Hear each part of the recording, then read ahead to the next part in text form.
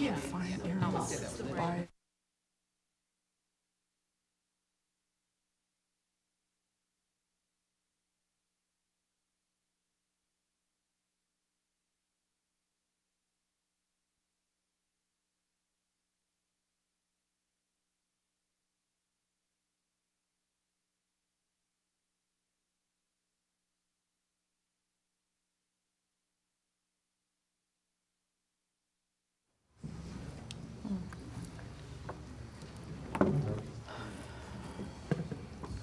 Are you ready?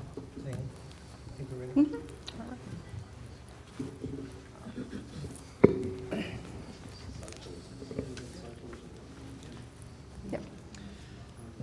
We have a diverse panel here today, but there's only one thing that the panel all agrees on, is that we feel really lonely up here by ourselves. So if all the press would sort of please come up and join us and make us feel a little bit more secure, we'd really appreciate it. Everybody come on up.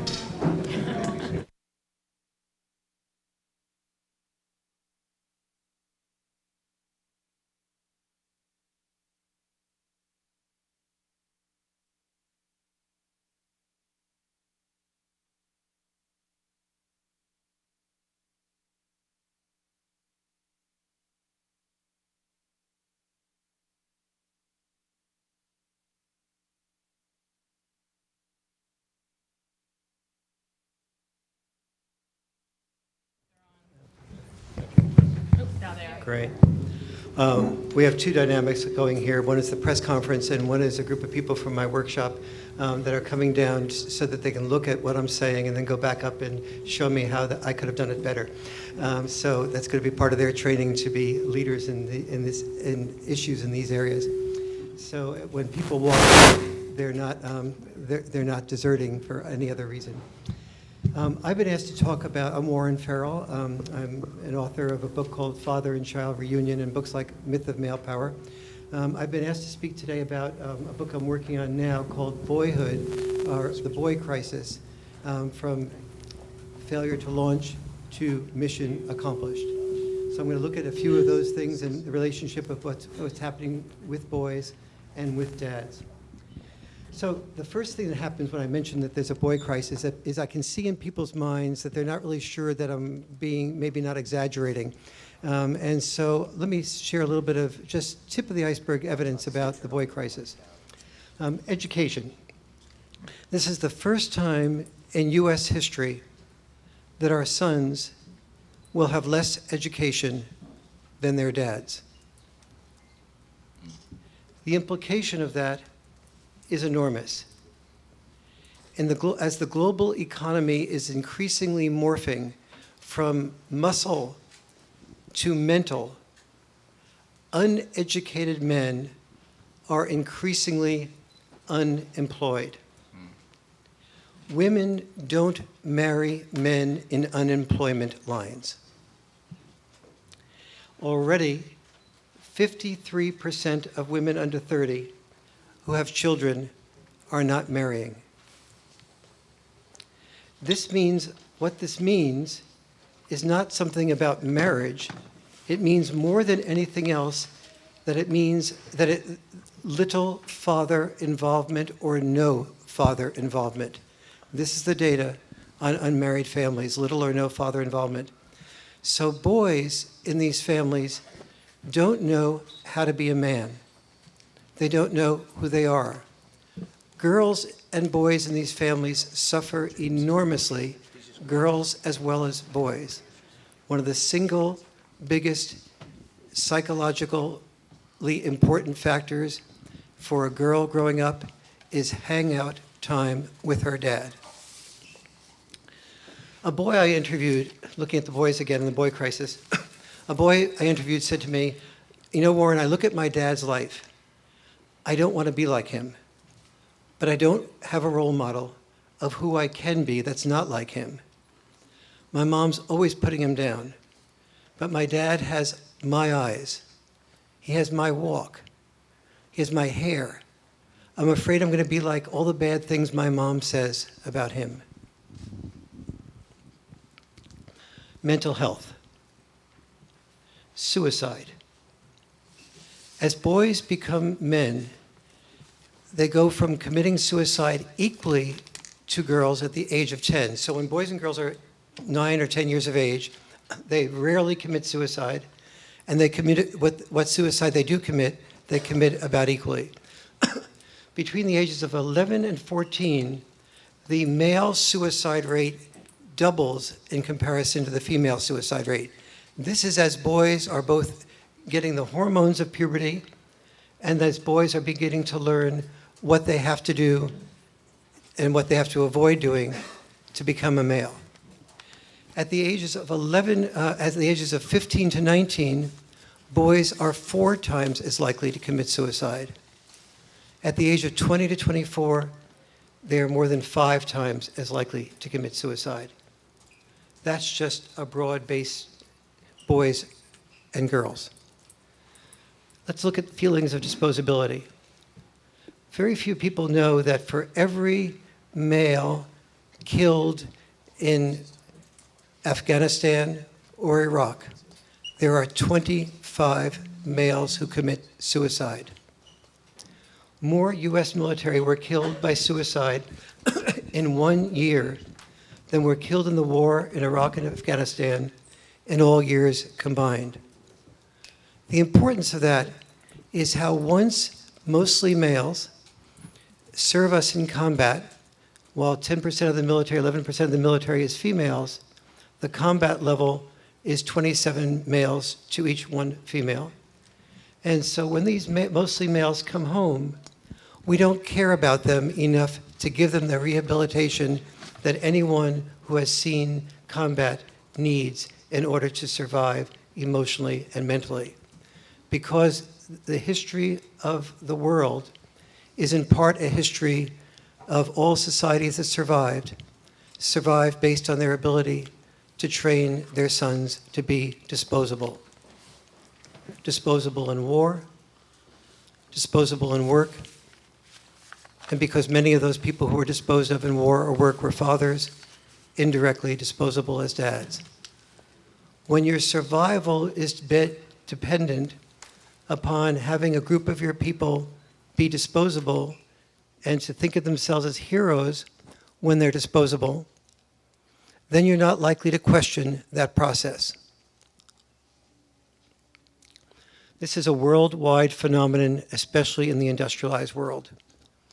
The Organization for Economic Cooperation and Development, the OECD, found that girls now outperform boys in overall educational markers in all 35 of the most developed countries. Millions of boys are getting their dopamine fixes from performing on video games, but not performing in real life. Few of us know that when you perform a great deal, 15 hours or more a week on video games, dopamine goes to your brain, the nucleus accumbens part of your brain, that teaches you, that inspires you to win at the game. But it blocks blood and dopamine to the part of your brain that teaches you how to win in real life. Boys spend 3 times as many hours per week on average playing video games as do girls. With the increased amount of video porn, boys who are failures to launch, who aren't doing well in school, notice that not many girls are interested in them. But they have an easy escape. Video porn, 250 million options, free. So they learn to risk not rejection from real human beings, but to get acceptance from the porn that they can stimulate themselves with, rather than dealing with real girls in real life, especially when they are too much of a failure to launch to attract real girls in real life. Yet within this crisis, I believe are millions of lost boys who are looking for a new way to be a man. I remember when I was on the board excuse me, of NOW in New York City, that Betty Friedan would identify the depression of suburban women looking for something more. So boys today are lost and looking for something more. I see that happening with boys. I predict that the 21st century will be the century of the new man. Yes, the century of the new man is about a half century behind the era of the new woman. In the era of the new woman, a middle-class woman who is married, who becomes pregnant, usually considers three options. Option one is work full-time. Option two is children full-time. Option three is some combination of both. Her husband usually considers three slightly different options. Option one is work full-time. Option two is work full-time. And option three is work full-time. Or if he's a working class man, work two jobs. If he's a middle or upper middle class man, work overtime. Men questioning work full-time is to this day extremely difficult, especially if the man is successful. It's less difficult if he's unsuccessful. I'll give you an example of this. I saw this for the first time when I was on the board of Now. I wrote a lot for Ms. Magazine. I went to a Ms. Magazine party. I'd formed, at that point in time, hundreds of groups. I was so preoccupied with forming groups, I didn't watch TV. I just pretty much honed in on doing work and finishing my doctoral dissertation. I just returned from my first book tour, The Liberated Man. I'm going to, at this party, some guy interrupts where I was going to and says, "Excuse me, you Warren Farrell?" And I go, "Yeah." He goes, "I joined a men's group that you formed, but I joined it right after you had left the group and went on to form another group." I said, "Oh, good, thank you very much. I hope, was it helpful to you?" And he says, "Yeah, actually it changed my life." And now I was a little bit more interested. And I said, "How did it change your life?" He said, "Well, I had a child with my former wife. And I was deeply involved with my career, and I really never paid attention to that boy. And I always sort of felt badly about it. And then I joined the men's group, and one of the questions that they asked in the men's group is for each guy in the men's group to go around and say, is there some way that there's a hole in your heart about anything?" And I never thought about that question before, but as everybody else in the group was answering it, I sort of stumbled out with, "Yeah, I have a hole in my heart. The hole in my heart is that I never spend any time with my son. And my wife got increasingly involved, and I got increasingly distant. I even moved out of the country and lost a lot of contact with him." And then he hesitated, and he said, "I guess I should tell you guys this. My new wife is pregnant. And now that I'm thinking about the hole in the heart, if I really could do what I wanted to do, it would be just to spend 4 or 5 years just taking off and just being with my son, just being full-time with him." And I said, I never even thought of that option before, but one of the guys in the group had the courage to sort of say, "Well, have you talked to your wife about this?" And this guy said, he's telling me, I said, no, I really haven't. I don't know whether she'd be okay with that. And so the group encouraged me to talk with her. And not only was she okay with that, she was encouraging me to do that. And I want to spend another 3 or 4 years with him, but I've already spent a year with him. And I said, "So what's happened there?" And he said, "For the first time in my life, I feel alive. I feel I'm doing something meaningful." So I said, "This was a good decision." And he said, "It was not a good decision, Warren. It was the best decision I've ever made in my life." And I said, "Well, how about your son?" He said, "Warren, my son has a sparkle in his eyes. He has a life in his eyes I never thought I'd see in a child before. And it's like we are synergy for each other. And my wife is just very supportive of the whole process." And as I said, I just come back from the book tour, and I didn't have a TV for many years. And so as he's sharing with me how his son is growing and developing and changing, and how every moment of it he's sort of like invested in, somebody comes up and says, can I have your autograph?" And he says it a little nervously, and I go, yeah, sure, excuse me. I didn't even know who the guy's name was.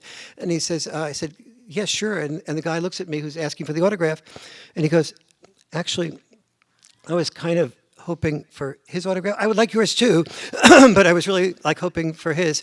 And so I'm really embarrassed, and I go, "All right, excuse me." And he gives the piece of paper to the guy that's sitting next to me. And I look at the guy and I say, "I guess you're well known?" And he goes, I said, "Well, what's your name?" And he goes, "John." And I goes, "Warren, yeah, you know your name." And he goes, and I said, "So if you're well known, what's your last name?" He goes, "Lennon."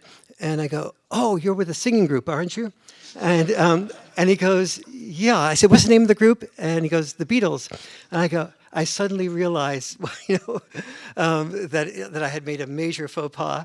But on the other hand, I would have been too nervous to be speaking with him for more than an hour if I had known who it was. So what did I learn from this experience? Number one is I should get a TV.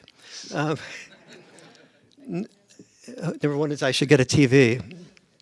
Number two is that the importance of a men's group to support men to get in touch with questions and feelings they had never even been thinking about asking. Number three, the importance of realizing that women can't hear what men don't say. Yoko could never have heard that he wanted to spend 4 years of his life interrupting probably the most powerful career position with the greatest amount of freedom and name recognition that anyone could have to raise a child if he hadn't said it to her directly. And that's why I like this group being here, because we're beginning to speak up about these issues. Number four is the importance of marrying a woman who defines liberation as a two-way street. He chose a woman who was independent, but also didn't want to just be independent. She wanted him to have a fulfilling life as well. And number five, something stuck in my mind from the conversation with him is him constantly saying how much he felt his son was blossoming as Yoko let him be the dad he intuitively felt he wanted to be. This was one of the incidents that inspired me to do the research for Father and Child Reunion, that inspired me to stand up to now and say, yes, fathers need to be involved. And when I did the research on that, I discovered that children without significant father involvement do worse on more than 30 different areas of success, on all areas of social success like empathy and assertiveness, of psychological success like having higher self-esteem and fewer nightmares, of academic success. Boys and girls both do better in all areas with significant father involvement, especially on the SATs, especially in math, science, and reading. And physical health, fewer days absent from school and so on. I discovered that when children grow up in non-intact families, they do best when the four conditions prevail. When they grow up in non-intact families, they do best when they have equal time with mom and dad, when their mother and father live close to each other physically, when the child can hear no bad-mouthing from mom to dad or dad to mom, and when couples counseling is a constant, not just done by court order or by emergency. Note that I said children without significant father involvement do worse on more than 30 areas of success. That's both girls and boys. So why the especially big impact on boys? Why? For boys, dads are their role model. Boys will not be inspired to pursue the option of being a great father in a culture of father absence.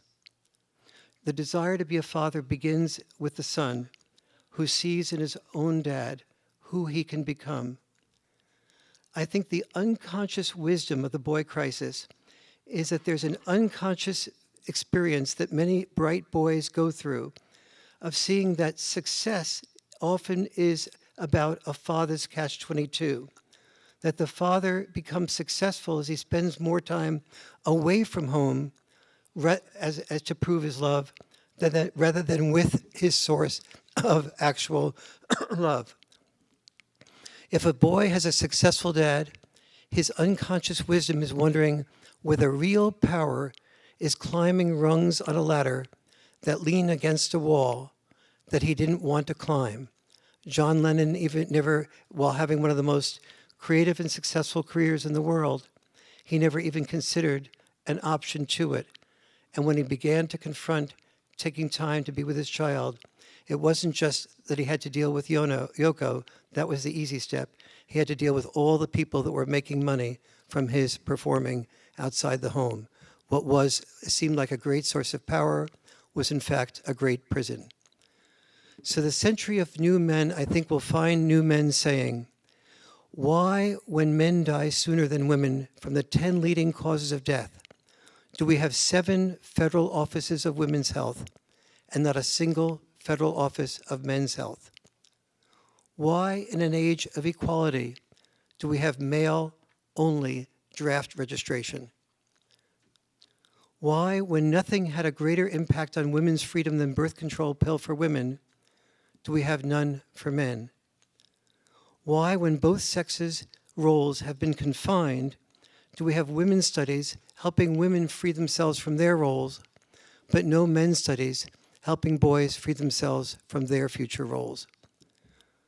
Why, when girls are doing much better than boys, do we have a White House Council on Women and Girls, but no White House Council on men and boys? In the future, advanced technologies make economic change the only constant, increasing the need for a family boat with flexibility, with our sons able to raise children as comfortable as our daughters now raise money. In the future, we don't need a women's movement blaming men, nor do we need a men's movement blaming women. We need a gender liberation movement liberating both sexes from the rigid roles of the past to more flexible roles for our future. We need to do for our sons what we've done for our daughters, so our daughters will have men who are worthy of their love. Thank you.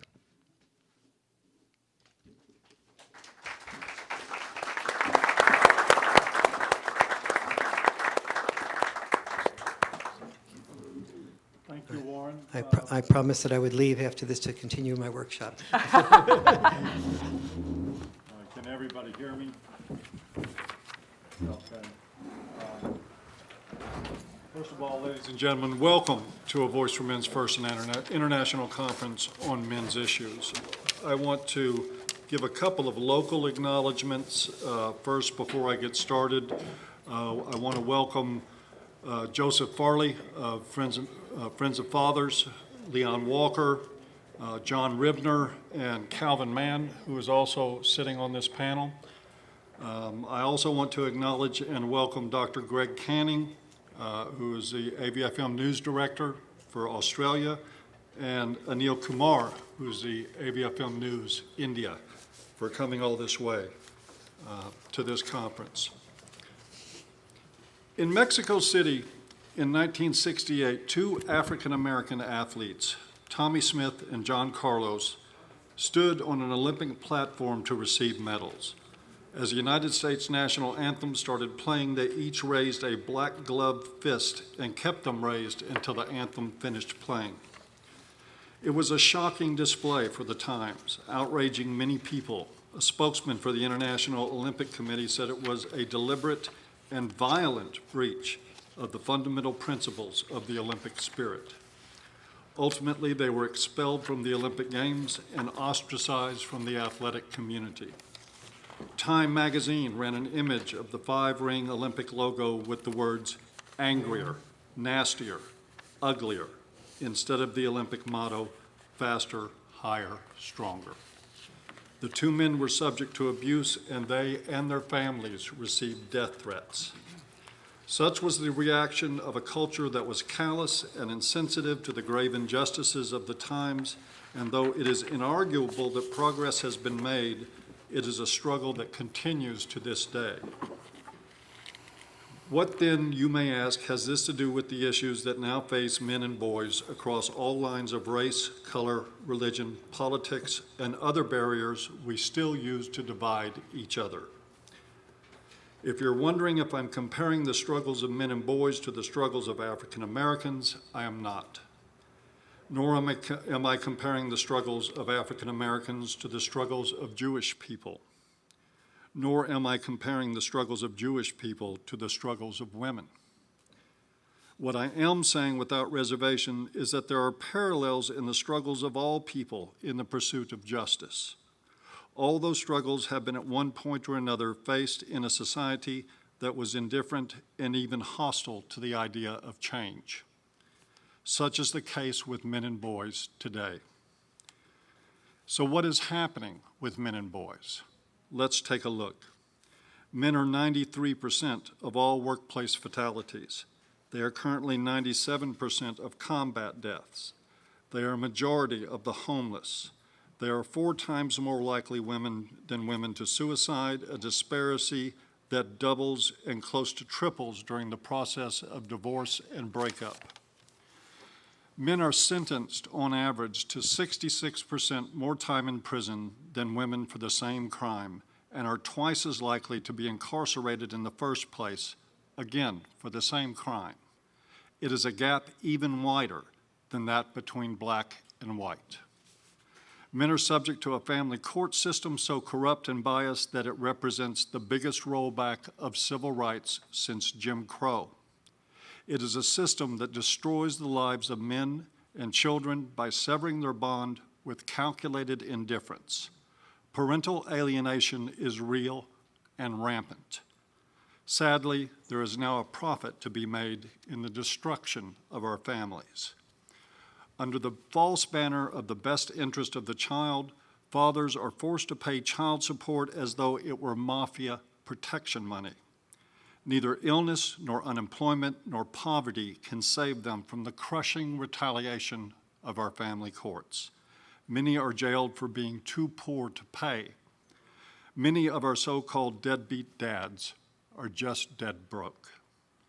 The result, aside from the wholesale destruction of families, men are starting to abandon the idea of marriage in the first place. It's a form of risk management for their lives. Many of them learn this from watching what happened to their fathers in an age of toxicity between the sexes. Men's presence in higher education is waning at an alarming rate, representing only about 40% of college students and still dropping. Yet most every gender-specific resource is dedicated to women, and efforts to organize support directly for men are met with hostility, censure, and even violence. As we saw in the case of Caleb Warner in the University of North Dakota, our colleges and universities are now subjecting young men to virtual star chambers, railroading those accused of sexual offenses out of their academic future on mere allegation. They are scarcely allowed to defend themselves and are treated as guilty by school administrations, even when exonerated by law enforcement. Selective service, a blatant violation of the 14th Amendment, targets men only, tying their right to vote and their freedom to registration and potentially forced servitude based on sex alone. Despite a compelling body of evidence that men and boys are victims of domestic and sexual assault at rates far exceeding what most would think, the current gender paradigm ignores this and dedicates resources all but exclusively to women. Due to poorly written and biased primary aggressor guidelines, and with mandatory arrests legislated in many states, men who call for police from abusive partners are likely to be arrested for their troubles. Men with children who have physically abusive partners are often confronted with the choice to stay and continue being abused or to leave and thereby leave their children in the care of an abusive mother. This is just a partial list of concerns. There are many more that will be covered in this conference, and yet more that we simply do not have time to cover in 2 days with 15 speakers. As most of us who have kept abreast of events surrounding the conference know, there has been some harsh criticism of some people in this movement, myself among them. So far, that criticism has amounted to allegations of misogyny, allegations of racism, allegations of homophobia, allegations of supporting rape and other forms of violence against women. These accusations continue despite the fact that at this conference is the former chairperson for the National Organization for Women. There is the woman who started the shelter movement for women in 1971, and there is the first black female to become a senator in North America. The accusations continue despite the amazingly diverse nature of this movement and the fact that the allegations of supporting violence against women or anyone else are simply untrue.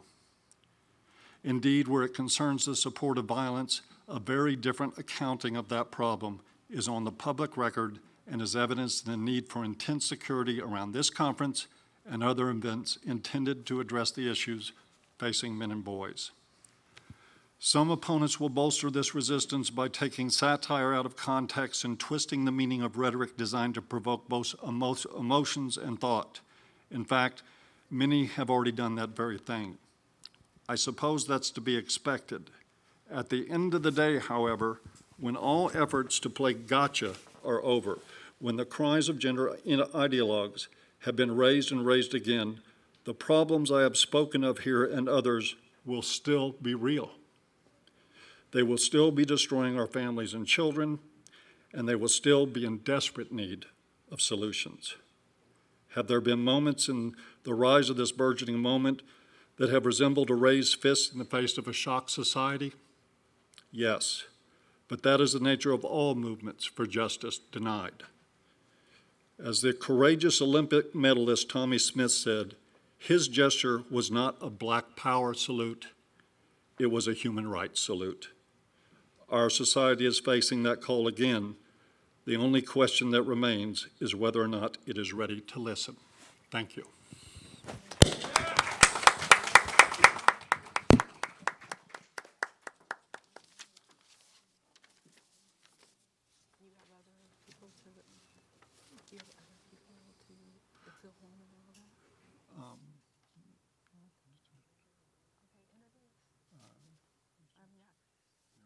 Okay, I'm going to, now that I've sorted out what I'm doing, I'm going to introduce Diana Thompson, who is a nationally recognized expert on families, step-families, and divorce-related issues. She is currently a member of the Leading Women for Shared Parenting and of the Prominent Women who support a White House Council for Boys and Men, and she is founder of and former executive for the American Coalition for Fathers and Children. Diane has made numerous local and national television appearances, including NBC Today, NBC, the John Walsh Show, CNN, CNN Financial Network, Fox News Live, Montel Williams, MSNBC, and Court Radio America, Talk America, ABC Radio, CBS Radio, The Jim Bohannon Show, The Dennis Prager Show, The Lionel Show, Mike Gallagher, John and Ken Show, Bill Handel, Jason Lewis, Tom Likas, Chris Core, the BBC, and more. Diana has also written articles for or been quoted on hundreds of websites, including abc.com, cbs.com, MSNBC, Fox News, WorldNet Daily, Newsmax, Rush Limbaugh, townhall.com, salon.com, Pravda, Jewish World Review, Heritage Foundation, ifeminist.com, CatholicExchange.com, Yahoo, CybercastNewsService.com. Diane is the former editor of Fathers and Families magazine, a former radio show host of a weekly radio show talking about the issues families face, which was broadcast in 40 markets on Radio America out of Washington, D.C.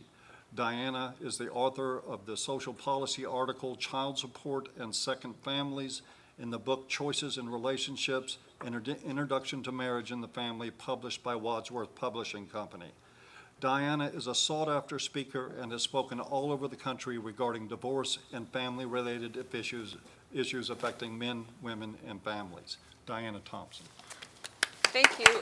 Thank you, Paul, and thank you to the media for coming out today. Decades after the rise of the feminist movement, American gender politics has begun to come full circle. The feminist movement has always been aided by sympathetic men, and American women would never have come so far so fast without their support. One such sympathetic supporter was Dr. Warren Farrell, an American educator, activist, and author who served on the National Organization for Women's Board of Directors in New York City, who just spoke a few minutes ago. While women still face many problems, those problems have received a fair and often extensive public hearing. Today, it's men's issues, particularly fathers' issues, where many of our nation's biggest gender inequities lie. And just as many men have helped the women's movement, many women are stepping forward to help fathers, writing books such as Men on Strike, Why Men Are Boycotting Marriage, Fatherhood, and the American Dream, and Why It Matters, by Dr. Helen Smith, who you will hear from in just a few minutes. and the ebook, The War on Men by Susan Vinker, also here with us today. Women are forming groups like Leading Women for Shared Parenting, and prominent women champion a White House Council on Boys and Men, and websites, Women for Men. Hundreds of Facebook pages, Facebook groups, and blogs now exist with large numbers of women in them. In fact, today women make up half of the membership of the Fathers Movement.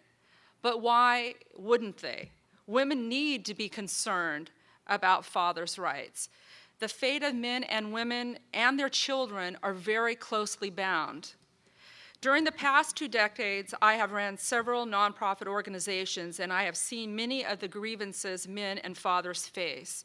Blocked visitation and unenforced visitation orders, move-away moms who permit or even use geography to drive fathers out of their children's lives, acceptance by the courts of false accusations of domestic violence or child abuse, especially as a basis for denying custody or even contact between the father and child. Rigid, excessive, and often punitive child support awards, and a win-lose system which pits ex-spouses against one another by designating a custodial and a non-custodial parent, and also judicial preferences for mothers over fathers as custodial parents. Our current family court system is very adversarial, the only winner being the billion-dollar divorce industry paid for by our children. Even though study after study shows that children without fathers are at higher risk for social pathologies such as criminality, teen pregnancies, and drug use, and there's many more. I have attended numerous meetings where I have seen fathers in such pain, talking about the children they're no longer allowed to see, the false allegations made against them, having to pay for children they didn't father due to paternity fraud. How could we, as women, mothers, sisters, daughters, and grandmothers, not try to help them? Many women working on men and fathers issues had very little interest in fathers' rights or gender politics until they came into contact with our current family court system and the anti-father bias and its devastating effects on the people they love. Once you witness a close friend or relative and their children being tormented by the court system, that spurs you into immediate action. Other activists are grandmothers who are cut out of their grandchildren's lives when their sons are cut out. At the core of the movement are second wives, since over half of all first marriages end in divorce and 75% of divorcees remarry. There are many second wives and second husbands who struggle with the effects of their spouses' divorces. Many second wives who marry divorced fathers have little inkling of the maelstrom they are entering. Custody disputes, access and visitation denial, sudden child support increases, and the burden of the enormous legal fees spent on fighting these inequities. Some second marriages end in divorce because of these pressures. However, these women are increasingly now turning to activism instead of divorce. The fathers' rights movement is a growing civil rights movement of our era. Some belittle the plight of men and fathers, saying they're men, they're privileged, what have they suffered compared to other groups? The answer is this: millions of decent fathers who have faithfully loved and supported their children have been stripped to non-custodial parent status, losing their natural right to the custody, care, and nurturing of their own children.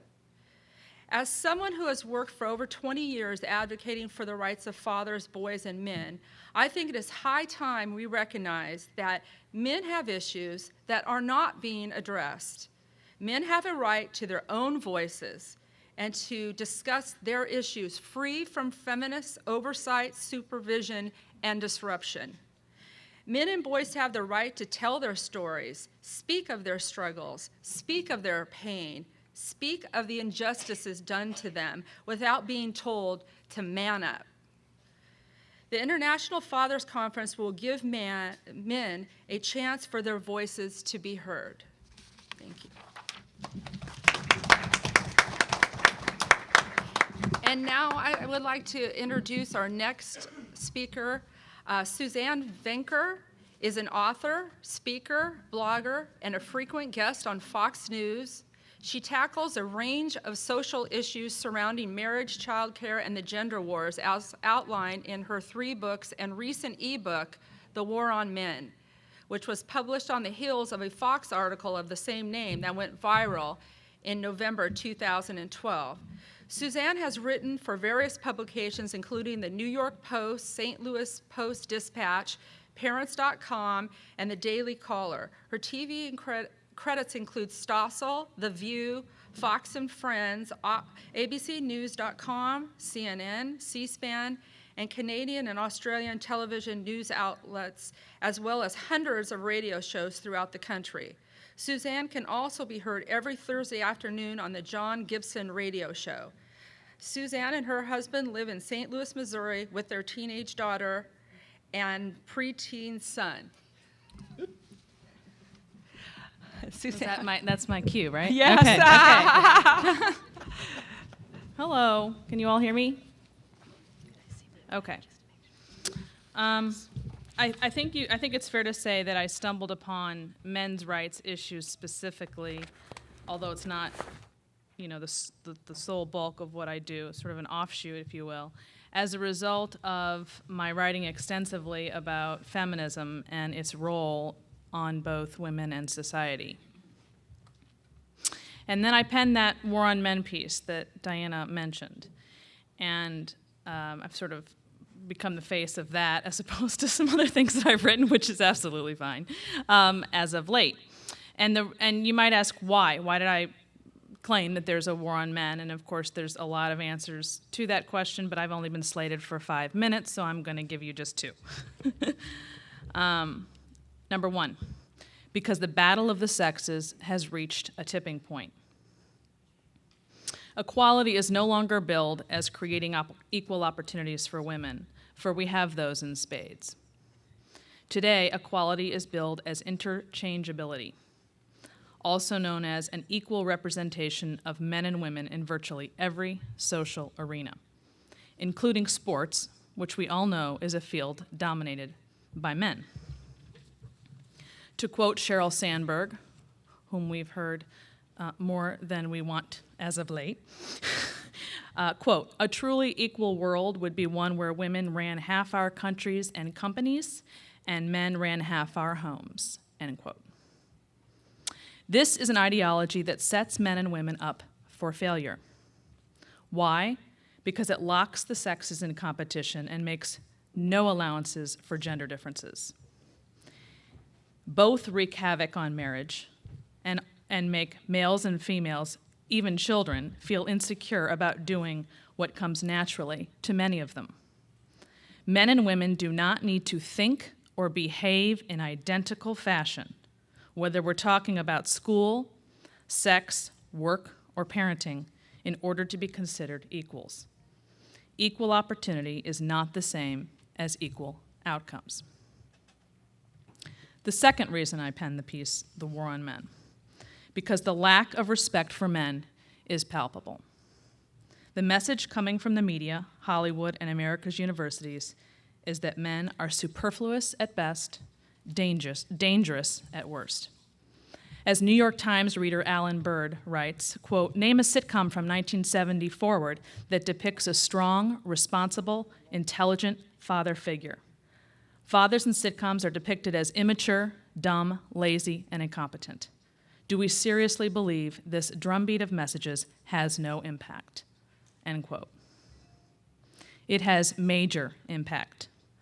America routinely paints a portrait of the idiot husband whose wife is smarter and more capable than he. That is a war. Consider these statements by several high-profile women. At a Los Angeles press conference to promote the film The Switch, Jennifer Aniston said women are realizing more and more that, quote, "you don't have to fiddle with a man to have that child," end quote. Brad got out just in time. In a CNN interview with Maureen Dowd about her book, Are Men Necessary?, Dowd says, now that women don't need men to reproduce and refinance, the question is, will we keep you around? And the answer is, you know, we need you in the way we need ice cream. You'll be more ornamental. Lisa Belkin, a blogger for the New York Times, wrote, we are standing at a moment in time when the role of gender is shifting seismically. At this moment, an argument can be made for two separate narrative threads. The first is the retreat of men as this becomes a woman's world. In an article in The Atlantic entitled, Are Fathers Necessary?, author Pamela Paul writes, the bad news for Dad is that despite common perception, there's nothing objectively essential about his contribution. One more.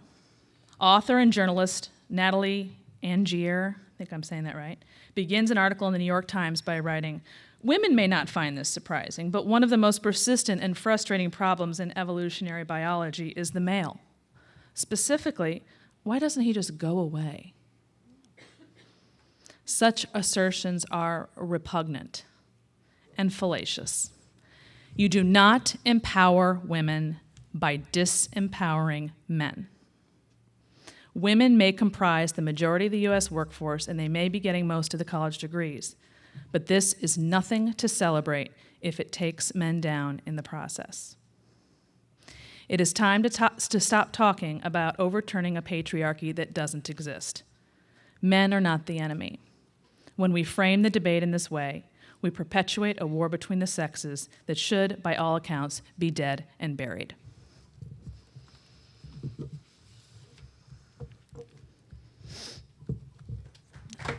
That's all.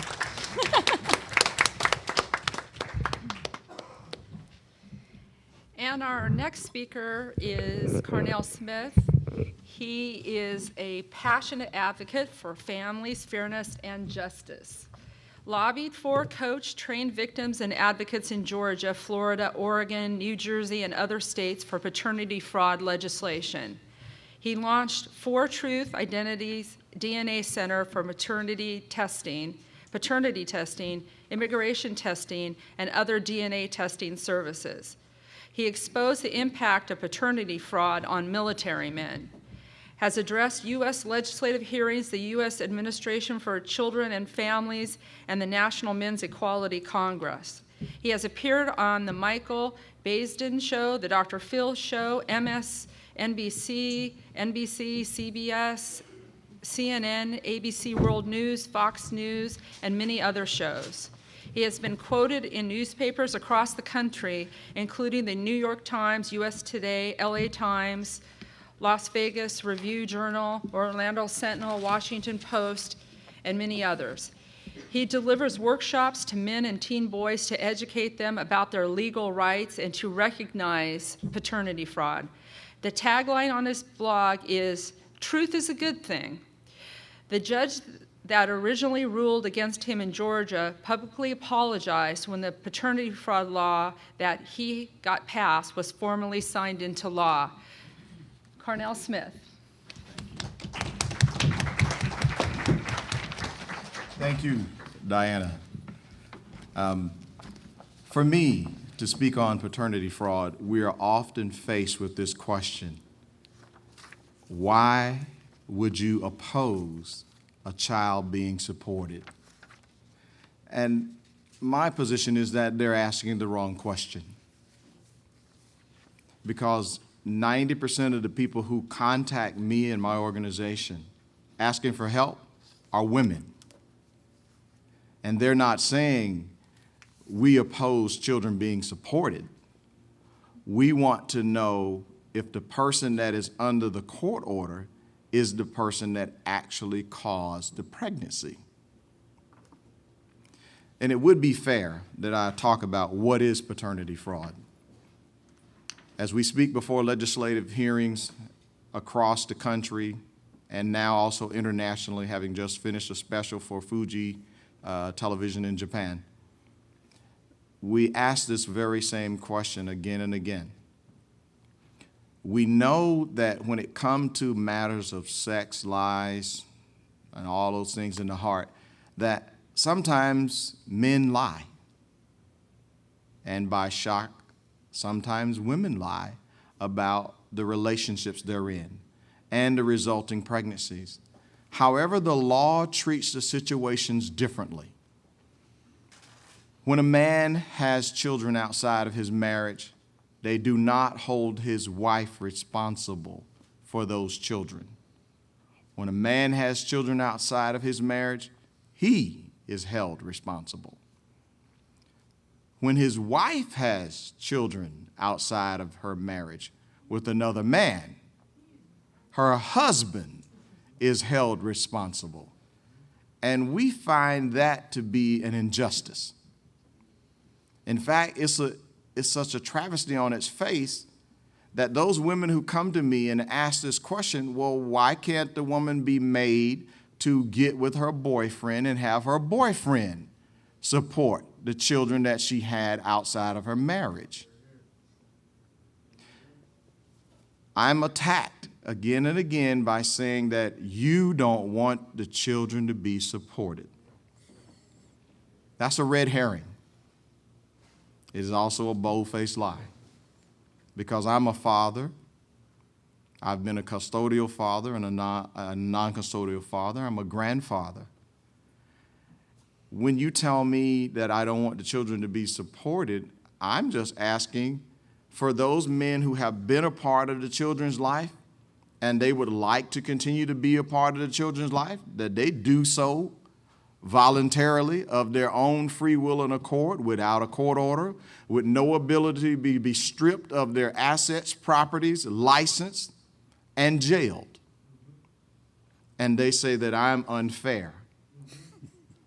How dare me to insist and believe that the mother who has other intimate partners, I'm crazy enough to believe she is capable of naming the guy or guys that could be the children's father. But let's forget my opinion for a second. Let me read something to you from the United States Supreme Court. And this is from one of the Chief Justices. It said that the person alleged to be the father has a legitimate interest in not being declared the father of a child he had no hand in bringing into the world. If a Supreme Court justice from 1987 for Rivera versus Minnick could get that point, why in 2014 are we still having issues with paternity fraud? And I will tell you why. It is because getting the truth of paternity was never the objective. The objective was to establish a child support order against a male, which means teen boys, single men, and married men are at risk. There are 4 basic categories that paternity fraud affects men and boys. Single men and teen boys are routinely asked, come to the hospital because you want your baby to have a father. And it's documented. The strategy is to get him to hold the baby and tell him how the baby looks like him. Tell him how the baby has his eyes, has his nose. And by the way, here's this document that you need to sign. However, we're not going to tell you there's a conflict of interest in that the hospital staff is getting paid anywhere from $20 to $50 through funding from the Health and Human Services under Title 4D. They're telling you what's necessary to help them meet a financial quota and an established metrics for numbers of paternity, but not accurate paternity. From my point of view, this is rife for fraud. It is rife for mistakes. It is rife to take advantage of our teens and boys because he might actually have the audacity to believe his girlfriend or whatever that relationship was, that this was his baby. Now, thanks to a few techniques of secret time limits, and when I say secret, many of our guys don't know that if he signs that document in the hospital, he has 61 days to figure out the truth. Well, if the mother were to keep the children away from him for 60 days plus 1, he is trapped. And then when he goes to court, he will have a judge just like the one told me that it's your fault that you didn't figure it out in time. In a society that says that we want men to be responsible, that's working against their so-called goal of getting more men to voluntarily step up to the plate.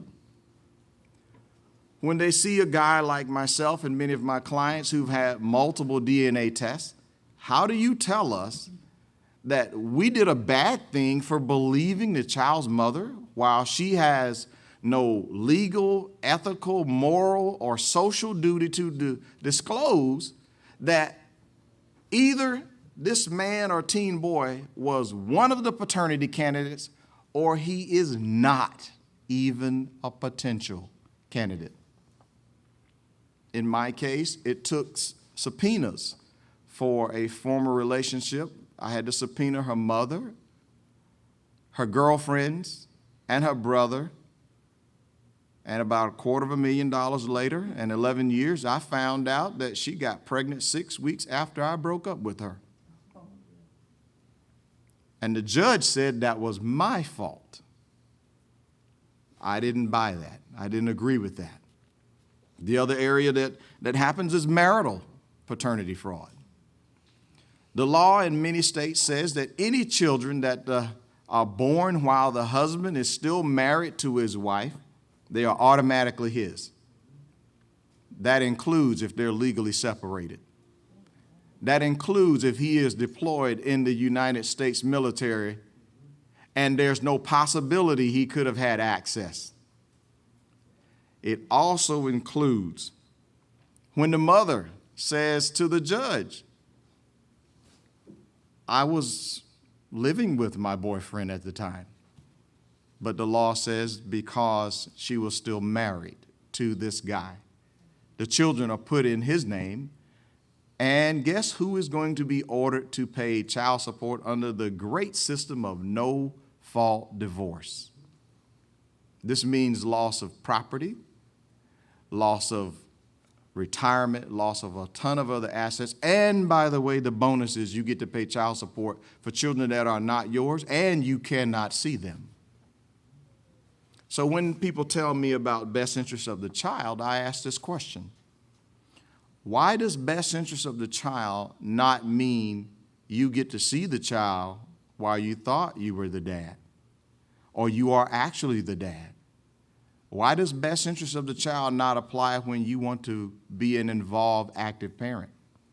But best interest of the child is a defense against releasing someone when I now have the testimony from the child's mother that she lied, she knew she lied, and she knowingly and willfully withheld the fact that I got pregnant 6 weeks after you broke up with me. I wouldn't be here today. I would not have joined the movement actually I started that movement, by the way, to free men and boys from being forced to pay for a pregnancy they didn't commit, underpay, or go to jail. Now, you might think that is a minor thing, but since child support can be ordered to be as high as 66% of net income, being told to pay or go to jail for children that are not yours is quite a big reason of why these women contact me. And these women are the wives, the new wife, second wife, the mothers of the guys, the sisters of the guys, the fiance and girlfriend. And I don't know why, maybe some of the panelists can tell me this, but the ladies seem to have a sixth sense of being able to detect a dishonest woman claiming that a guy is not the father. There's two other categories, and I'll close with this. Incorrect default paternity judgments. This means that a judge can make a teen boy or a man be the father of a child with only this pen. If he does not attend that first hearing, he cannot defend himself. Even if the child's mother gave the court the incorrect address, his due process was violated. He was never served. When process servers were interviewed, they couldn't even describe the house where the guy lived. But the court says it's his fault that he missed that hearing. Therefore, he was trying to be evasive and duck out on child support. And to give you an idea of how bad incorrect default judgments were, in California in 2005, nearly 70% of 300,000 judgments against men and boys were by default. This is a big problem. Their moms and their wives and their girlfriends say that he doesn't even know the woman, and the court says, too late. You didn't make it to the first hearing. The last category that you can be affected in paternity fraud is also called mistaken identity. I recognize something, that I was at risk to become a paternity fraud victim again after my situation. I'm Carnell Smith Sr., by the way, father of U.S. Marine Sergeant Carnell Smith Jr., who was stationed in 29 Palms in California. And what I recognize about California's zeal to get orders established, all it would take is for somebody to put my son's name down, execute a judgment, and since I had more assets than my son, I become the cherry that's ripe to be picked.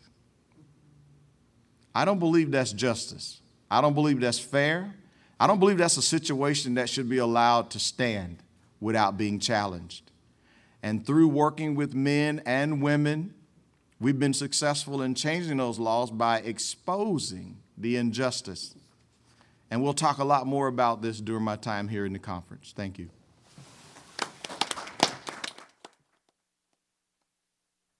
Our next speaker is going to be Dr. Helen Smith. Dr. Smith is a psychologist specializing in forensic issues and men's issues in Knoxville, Tennessee. She holds a PhD from the University of Tennessee and master's degrees from the New York School for Social Research and the City University of New York. She has written The Scarred Heart, Understanding and Identifying Kids Who Kill, and was writer and executive producer of Six, a documentary about the murder of a family in Tennessee by teens from Kentucky. She has worked with men as well as women and children in her private practice for more than 20 years. She has been on numerous television and radio shows, including Montel Williams, and has appeared on E! Entertainment, Fox News, Discovery, Women's Entertainment, Biography, Oxygen, and The Learning Channel.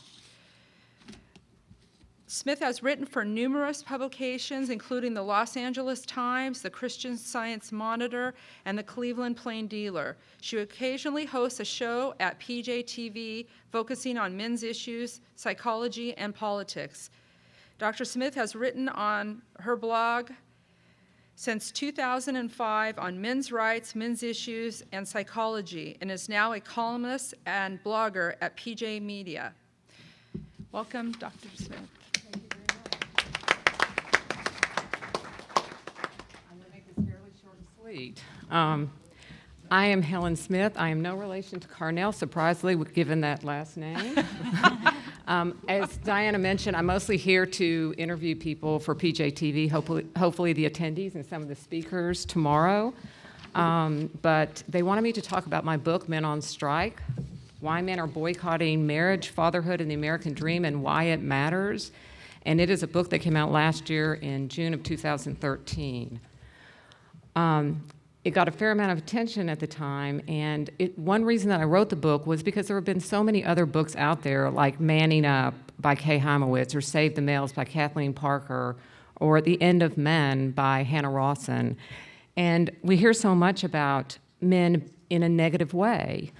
For years, we've heard that men need to man up, they need to quit being Peter Pans and man children, and get married, take jobs, and do the things that society wants. But in my research, I found that the problem isn't that men are immature. It's that men are rational actors. The rewards for being married, having kids, and doing the responsible thing have gone down, and the legal and the social risks have gone up. Over the course of my career, I've interviewed thousands of men, and they're a lot smarter than the culture or the media give them credit for.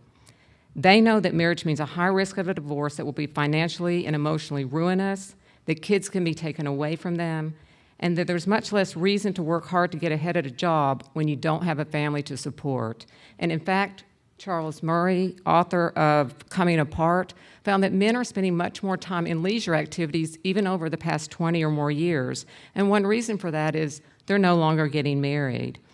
What are some reasons men are opting out or going on strike? Well, we've talked about a lot of them here, and frankly, I'm surprised more men are on strike.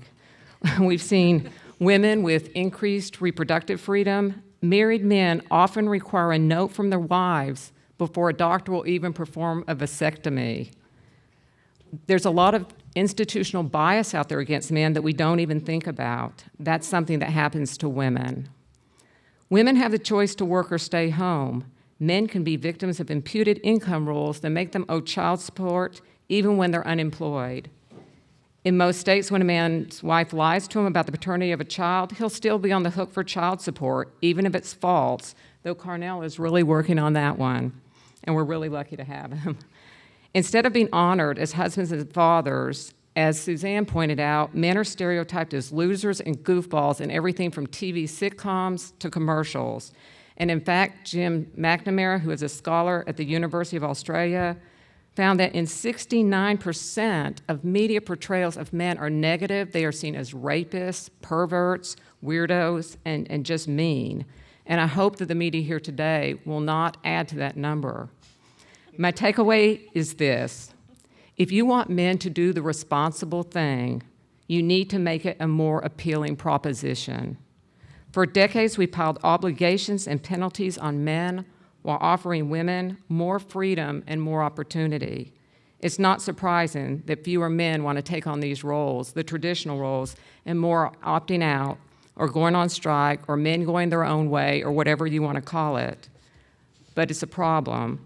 Since my book came out, I've gotten hundreds of letters and emails and even, unfortunately, phone calls to my house from men across the country and even around the world telling me that my book made them feel less alone and that they're glad that their voices are starting to be heard. This conference is another step in that direction, in men's voices being heard. And at the end of my book, I give a suggestion that one thing that men might want to do in the fight for men's rights is to speak up and don't allow women and their supporters only to be the only voice that's heard. And this conference is going to hopefully do that and be a start. Thank you very much.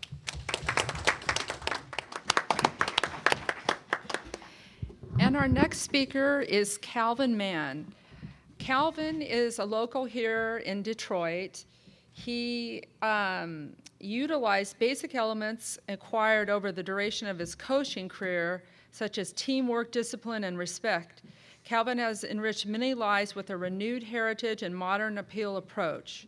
His refreshing energy and creative vision guided him to fashion. Through prayer and his interpretation of the astounding desire for positive direction manifested itself into inspirational sayings, using t-shirts and other apparel as the vehicles to spread those words of encouragement that have delighted fashion followers around the globe. The overwhelming response Calvin received from his clothing that speaks to people ultimately led him to the conception of Encourage Me, I'm Young, Inc. In 2007, now a nonprofit organization, EMIY has since launched their own clothing line where they can enjoy one of the many insightful sayings that the EMIY clothing line has made its way to the likes of Larry Foote, who wore his shirt on Father's Day 2008 on the NFL Network, and of JoJo Simmons, who wore his shirt on 6 Runs House episodes aired on MTV. That's good. Calvin's passion and unique perception exemplifies diversity, self-belief, and love for his fellow man. He has a firm understanding of how people think and continues to actively educate everyone he comes in contact with on how they can be an integral part of encouraging someone close to them as well. Calvin often speaks to schools, sports teams, ministries, mentors, hundreds of males, and other public venues, enlightening audiences on the power of encouraging me, I'm young, and good fathers only.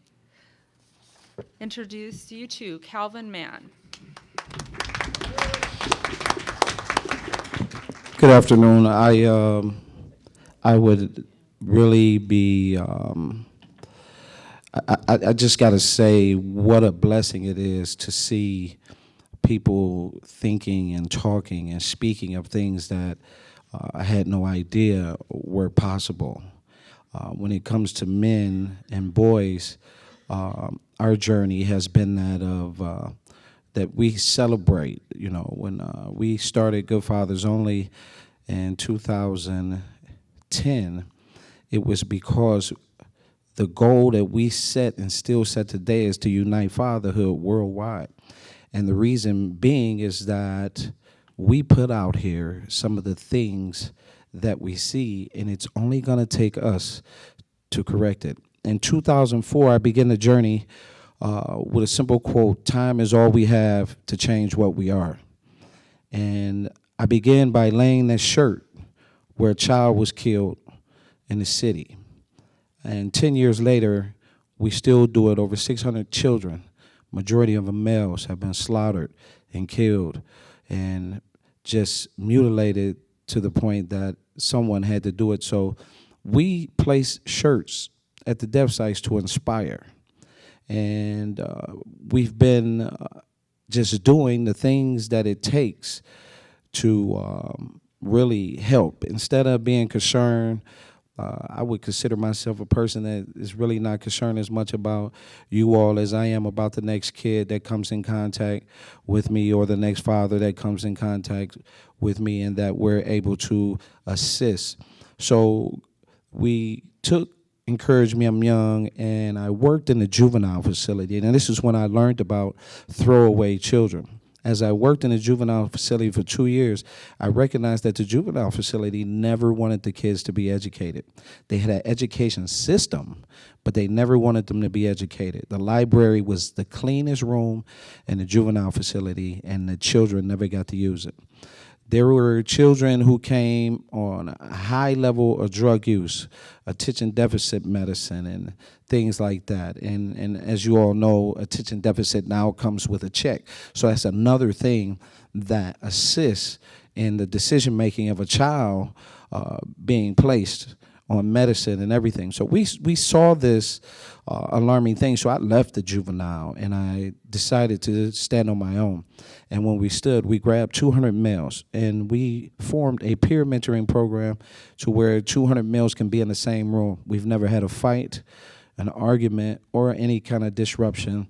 And we're relaunching our peer program to 3 other states in the fall. And we're going to do it here in Michigan by teaching young men that they can help and assist each other. Good Fathers Only is here forever. We're working on making sure that we get memberships globally where we can answer some of these problems globally. All you fellas and young ladies and any of you guys that have links that's boys issues, we would love to incorporate you on our site at thegoodfathersonly.com. But every year, we don't take the downside of any of this. Every year, we celebrate fatherhood. We get into the Labor Day parade where there are unions in the state of Michigan, hundreds and hundreds of unions. And we just so happen to walk in front of the UAW. This is our 6th year in a row. And we're helping celebrate as well as bringing attention to a cause, prostate and colon cancer, which one of my fathers last year died explosively at 41 years old.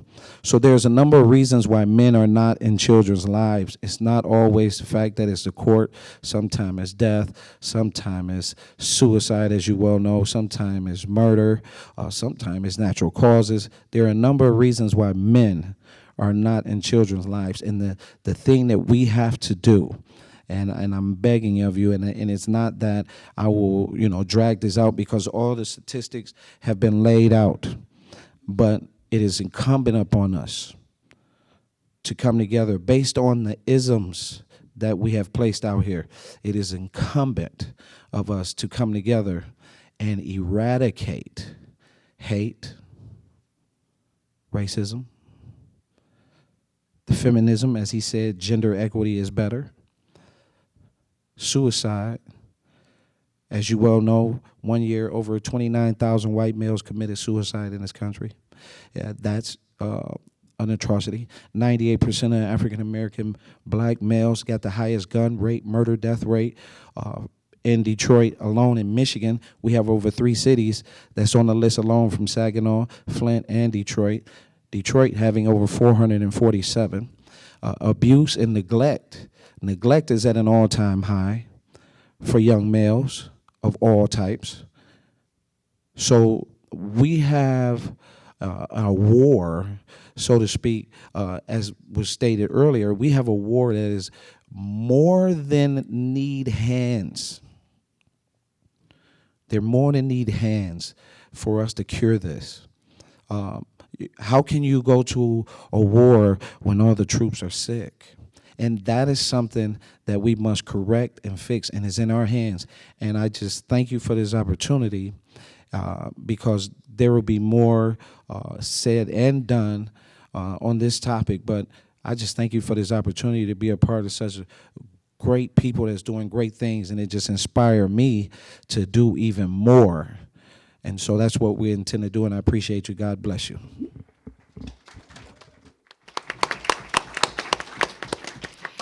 And our next speaker is Dr. Tara Palmatier.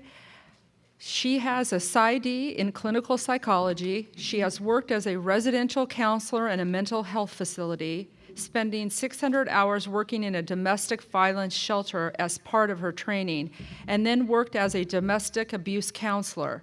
She has also worked as a substance abuse counselor and treated male and female adolescents in a lockdown facility.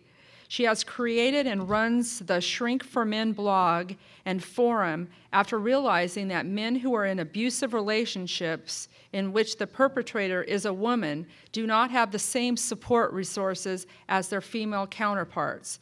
She understands that men in abusive relationships do not recognize the abuse as abuse because of double standards that portray men as abusers and women as victims.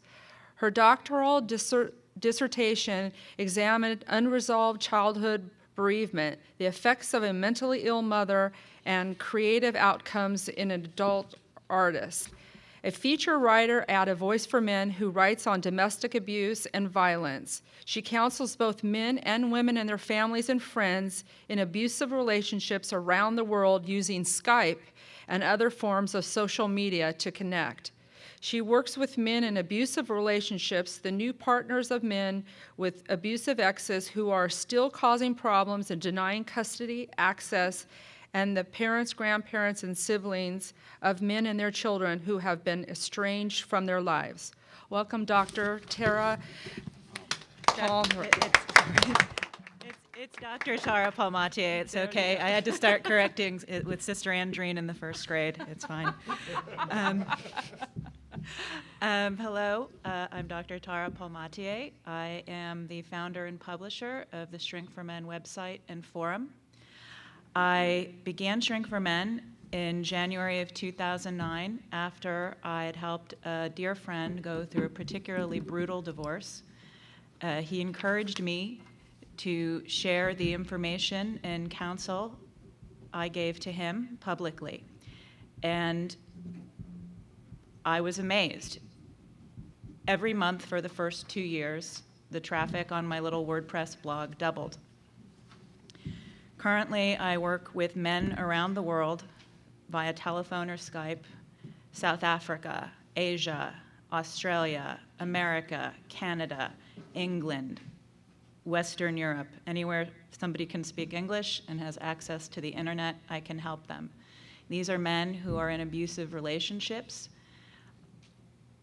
Oftentimes, they come to my website just looking for answers. They don't even know what they're experiencing is indeed abuse, and I'm talking about emotional, psychological, physical, financial, and in my opinion, one of the worst forms of abuse, parental alienation of their children. I have also started working with the new partners, wives, and girlfriends of these men, because oftentimes, even after divorce, the abuse doesn't stop. The abusive ex-spouse continues to perpetrate abuse through the children, either through denying them, taking their ex back to court incessantly, looking for more money, or just trying to drive his expenses up by dragging him back to court.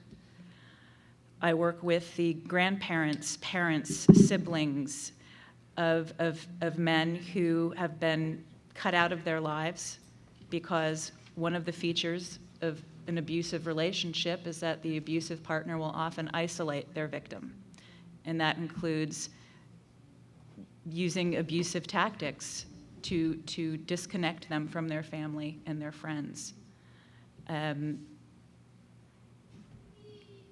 think that's about it. I'm on the front lines. I'm trying to clean up the carnage.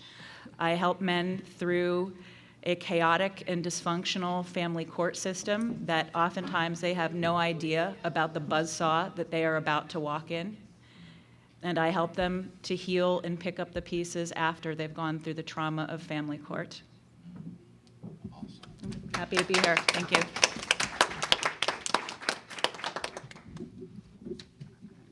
I've been given the pleasure of introducing our next speaker here.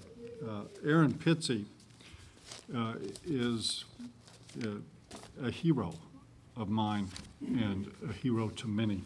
She is the woman who started the women's shelter movement in 1971 in Chiswick, England.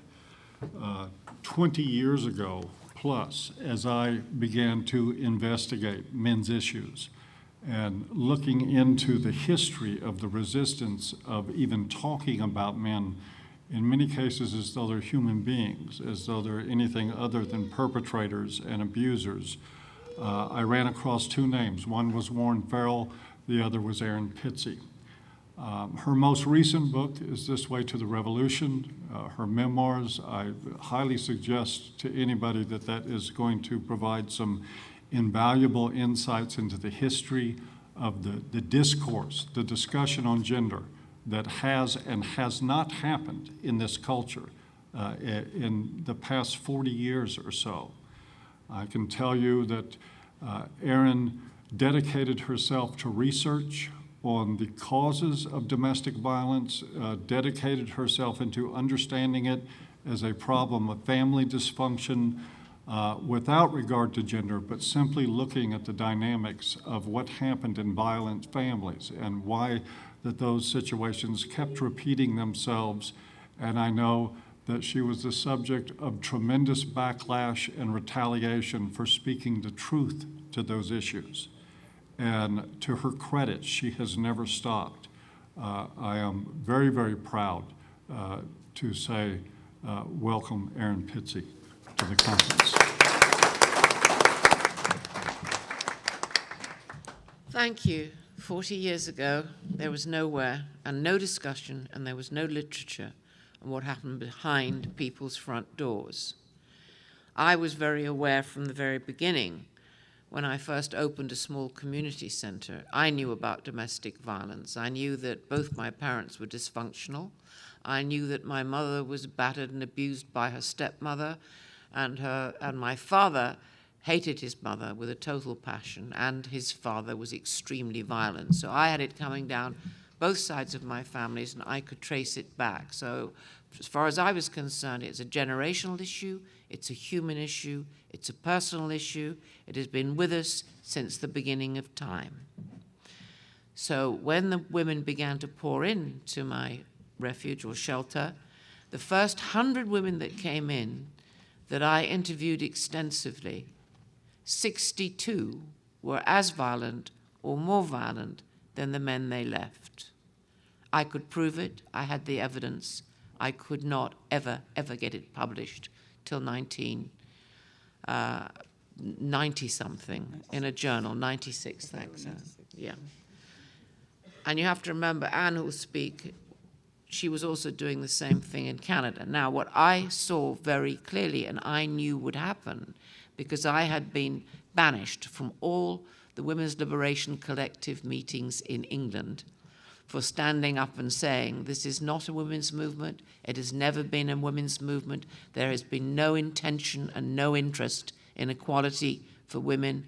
This has been a feminist Marxist movement that in Washington it was agreed with a small international group of leading women that they would no longer support men on the left wing.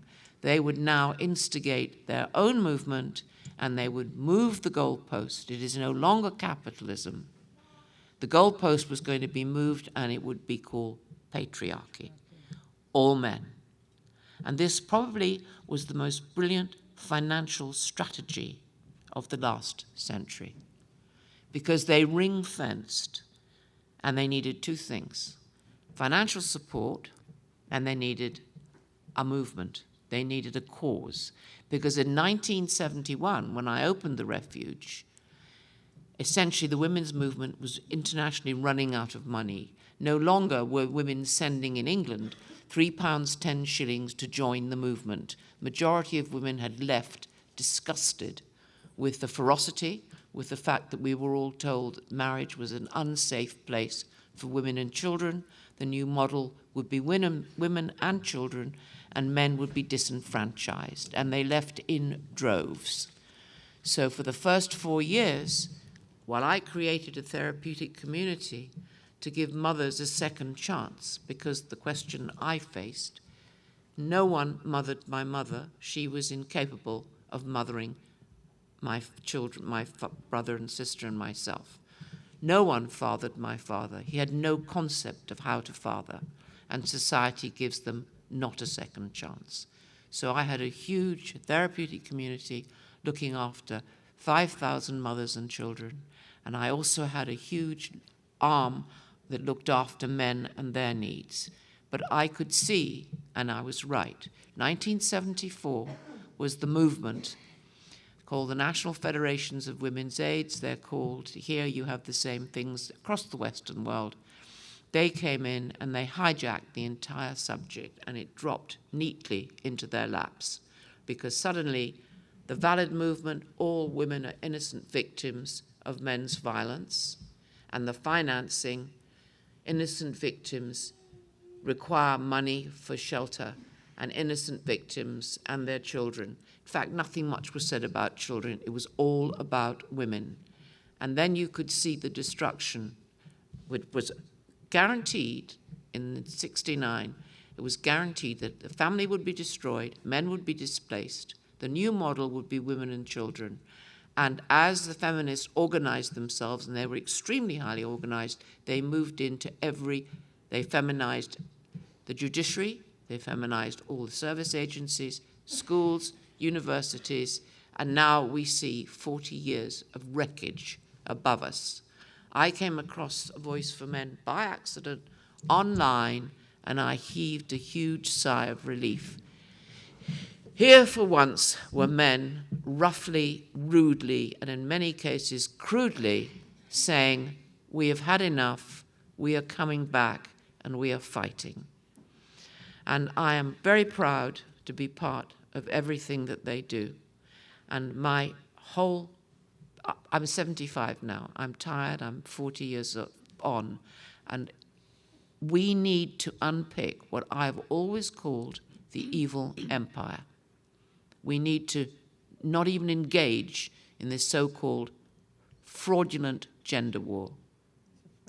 It's all been a matter of fraud, and public, internationally and Western, across the Western world, have paid for this fraudulent movement on the backs of very fragile women and children.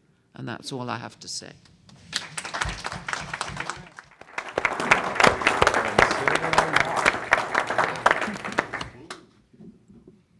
I have the pleasure of introducing another legend,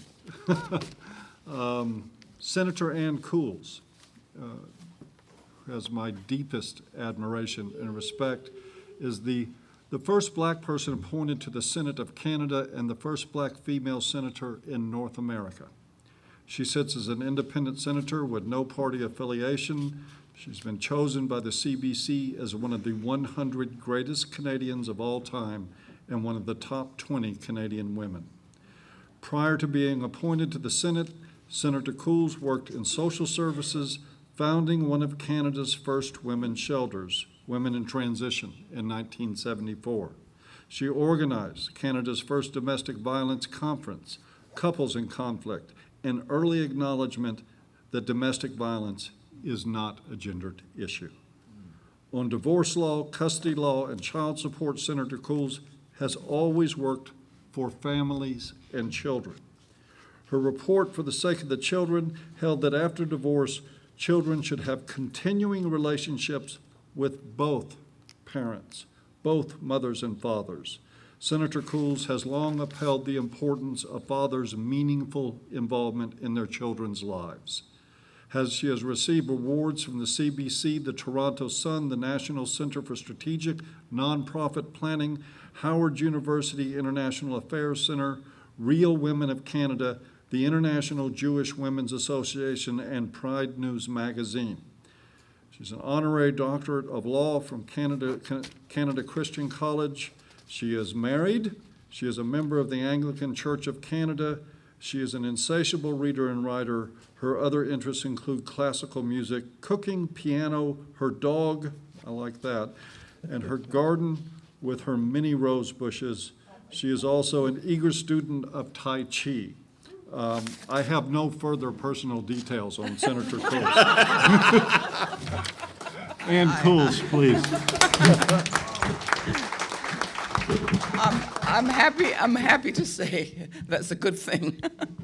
There's no need for any more details. I would just like to introduce myself to you and to say that I'm deeply honored, as I always am, to share a platform with Erin Pizzey, who I frequently describe as my soul mate, my soul sister, in that across, separated by the pond, the Atlantic Ocean, doing similar work, we arrived at the same conclusions. And it means a lot for me to be with her today, and also it means a lot to me to be with all of you here today. The gentleman who introduced me, Paul, has been very kind in his introduction, and I intend to be very, very brief. I do something quite different from everybody else here. I do politics, and I'm sure that in America it is now crystal clear, as it is in Canada, that politics is not a game for beginners. And it is a ruthless game, and that is what I do. And this January, I marked my 30th year in the Senate of Canada. So you can now say I am 30 years a senator. But within that period of time, I have done some work of which I am very proud. And the work that I'm most proud of is the work that I have done in the field of divorce and child custody and child access and child support law, which at the end of the day is what I do. We make laws. And I would like to say to you that I have found at all times that the work that I did on these subject matters was so well supported by the public that the support was immeasurable. And I had to break through that huge big wall, that monster notion that women are truth tellers. So I had to engage that demon, that women are truth tellers and that women are morally superior to men. Women are naturally predisposed to virtue, that they're morally superior, that men are, after all, morally inferior to women, if not morally defective, really. And so I have had to break through all of those mythologies, which I did in Canada with a high degree of success. I have many scars and I have many wounds, and I've been persecuted in many political circles, but I can tell you in Canada, the issue of men in divorce made tremendous strides, and we succeeded in getting a report. I will go into some of this in greater detail tomorrow. We succeeded in having a committee study the subject, a Senate committee study this subject. It traveled across the country. It heard 550 witnesses, and it submitted its report called For the Sake of the Children. And the first 5 recommendations included what we call shared parenting, that post-divorce, children should have meaningful involvement and continuing relationships with both fathers and mothers. So I just wanted to share a little bit of that with you. Tomorrow I want to go into a bit more detail about how the weight of state power, the coercive weight of state power, has been put behind child support payments and child support awards, but a similar power has not been placed behind the whole issue of child access and visitation. So I will, stay tuned, more of that tomorrow, but that is the work that I have done on the floor of the Senate, and I sincerely believe that I have done this work in the best interest of humanity and in the best interest of children. Thank you.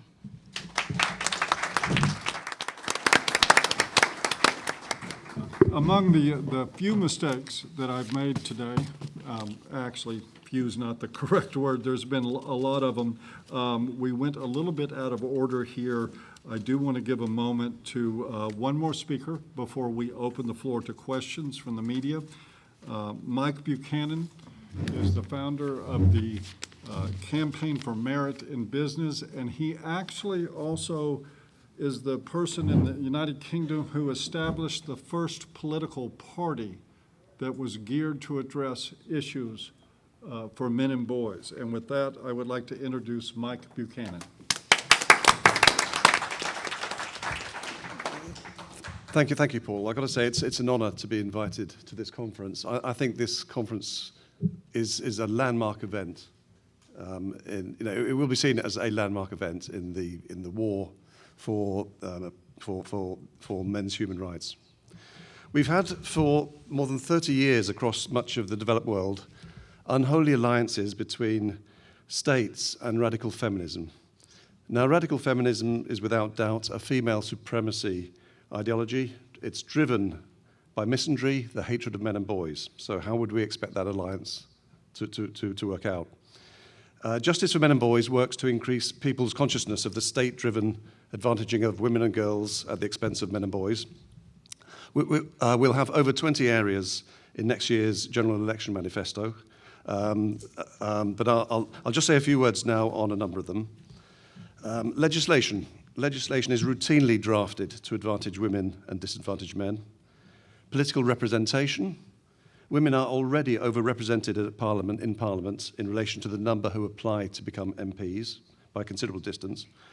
And all women candidate shortlists are simply making that overrepresentation even worse. Paternal access to children.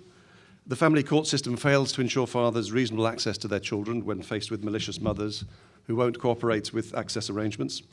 Denial of paternal access to children is emotional abuse of children, fathers, grandparents, and others, nothing less.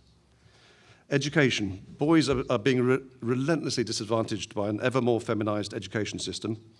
60% of, as I think in the States, 60% of university students are women. Female postgraduate engineering students at Brunel University today receive sponsorships worth the equivalent of $34,000 annually, purely on the basis of their gender. Apparently, we need more female engineers. I've never quite worked out why. Employment. Women are being advantaged over men in recruitment and promotion, particularly in the public sector, although 2/3 of public sector employees are already women. Most unemployed people are men. Support for male victims of domestic violence, something I'll be talking about tomorrow at some length, but the top-level numbers, about 40% of victims of domestic violence are men, but only 0.4% of refuge places are available to them. Marriage and divorce. Women file in the UK for 75% of divorces. It's time to end divorce as a route to personal financial enrichment. Homelessness, 90% of homeless people are men. Suicide, the male-female suicide rate differential has almost doubled in just 30 years, from 1.9 to 1 to 3.5 to 1. Suicide in the UK and in many countries is the leading cause of death of young men. The justice system, men are treated far more harshly than women. 95% of prison inmates are men. The government is aiming to close women's prisons, so the 4,000 places in women's prisons are basically going to be used to house another 4,000 men. That's the stated policy. Paternity fraud. It's long been a criminal offence in the UK. Millions of, by any standards, we know millions of men have been victims. Not one British woman has ever been convicted of the crime, not one. We're calling for compulsory paternity testing at birth. So at long last we'll find out just what the rate is, how common a crime it really is. Anonymity for people charged with sexual assaults. We're currently going through a series of show trials of prominent elderly men at the moment. Some women are coming forward alleging sexual assaults more than 50 years ago. It's absolutely astonishing. But they are kangaroo, well, you know, it's... Anyway, men's accusers enjoy anonymity, while the accused men themselves don't.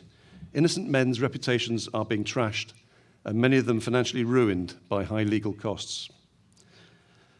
Healthcare provision, my last one. Healthcare provision, resources devoted to early diagnosis of male-specific cancers, diseases in general, but cancers specifically, are much lower than for female-specific diseases. I guess the most obvious example being that almost as many men die from prostate cancer as women die from breast cancer, but the expenditure by the state on early diagnosis of prostate cancer is scandalous, nothing short. Thank you very much.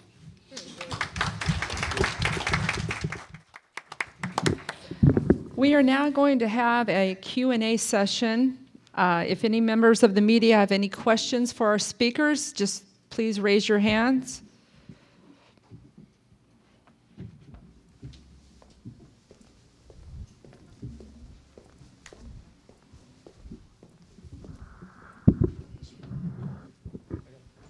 Thanks. In what states does the law require non-genetic fathers to pay child support? That list is... Can you hear me? Yeah. That list is quite large. So you're asking what states require a paternity fraud victim to pay child support? All of them, unless there is legislation on the books to specifically overturn that judgment. The problem here is that most men and teen boys, and parents of those boys, do not know how to tackle a post-judgment issue when they find out he's not the father.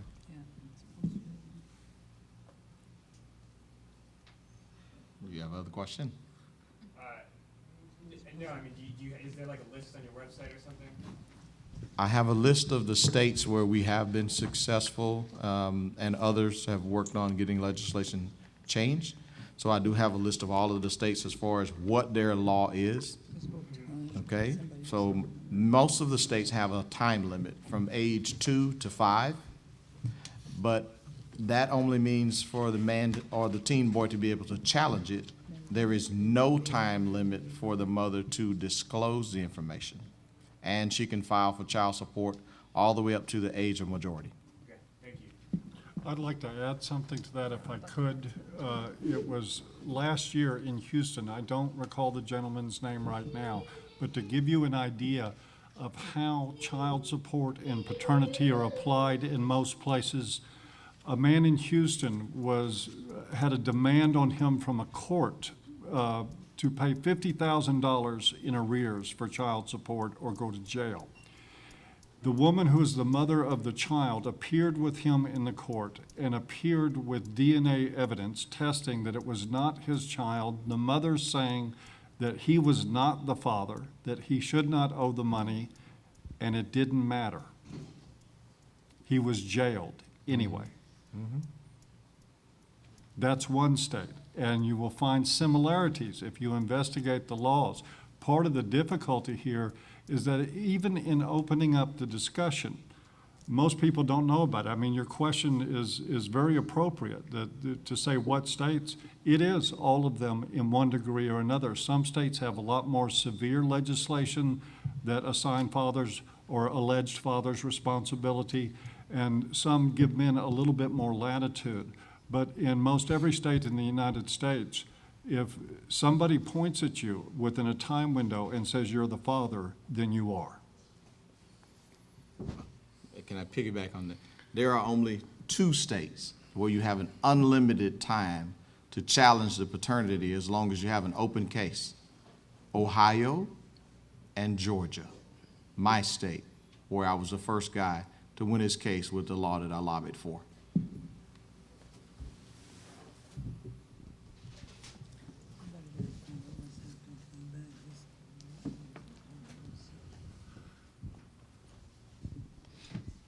Can I just ask a really general question, and maybe Paul is the best person to answer it, or someone else? What do you hope to get out of this conference, and why do you feel that now is the right time to hold it? We're already getting it. Somebody asked me yesterday in an interview what I thought was if I had to pick one issue that was the most significant to men and boys in this culture. Would it be something like child support? Would it be suicide?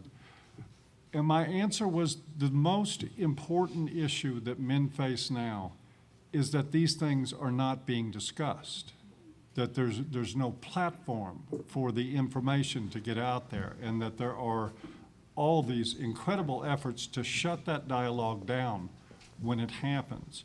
So I can't speak for anybody else on this panel. Some of us have very different ideas from each other. We're united by our concern for the issues of men and boys. But what I hoped when I started organizing this conference is happening in this room right now. Would anybody like to add to that?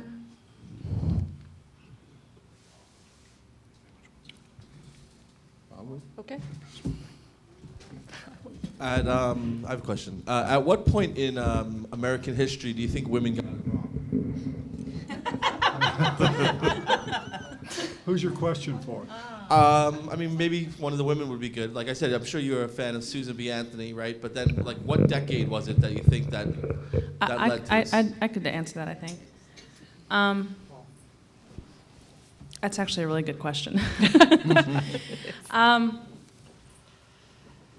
One of the reasons there's so much confusion about so-called women's rights or feminism or what have you is because it goes back a very long way. And it's rooted in some very realistic common sense and largely agreed upon, ideas and concepts. My argument in my work has been that they got it wrong largely in the 70s forward. So in the last 40 years that Aaron has talked about, basically. Yeah, I agree. What happened at that point that changed everything in terms of that broad phrase, women's rights, women's movement, feminism, whatever you want to call it, is that we moved away from what I was saying in my little 5-minute spiel, which is that it's not about equal opportunity. It's about eradicating any differences between women and men. It's about truly 2 things: androgyny, making a society where we're effectively genderless, and then also always implying, always, that women are victims and that men are the perpetrators. So that didn't exist, and I could get into the whole, we're not going to, but abortion was another big piece of going, south from the original intent of feminism, because feminists back in the day would not have supported that. But that's not really what we're here to talk about, but it's just another example of sort of detouring. Once we moved away from talking about just equal opportunity and got into this idea that biology is not real, and that gender is a social construct, and that you can rip it out of men and rip out the masculinity of a man and rip out the femininity of a woman and make us androgynous. That's where it all went sour, for lack of a better word. And it's just been a drip process over the past 40 years of that ideology. And you probably know, because we hear it ad nauseum, that they meaning these gender ideologues, always say their work isn't done, or that it never will be done. Of course it won't be, because what they're looking to do isn't possible. Biology is real. Women are female, feminine. Men are masculine, male. That doesn't mean there's no crossover. It doesn't mean my husband can't play and take care of the kids and clean the house and do all those things, and that I can't have a job if I want. But the point is, it's that making people feel like there's something wrong with being who you are.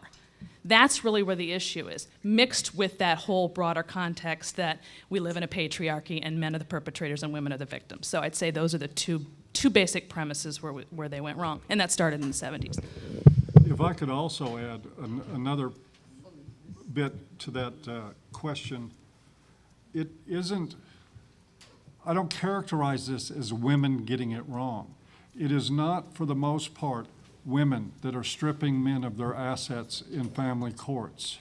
And it is not, for the most part, women that are sentencing men to 66% more time for the same crimes. It is not, for the most part, women in any way. This is not about, and it is very difficult to get this across sometimes, this is not a gender war.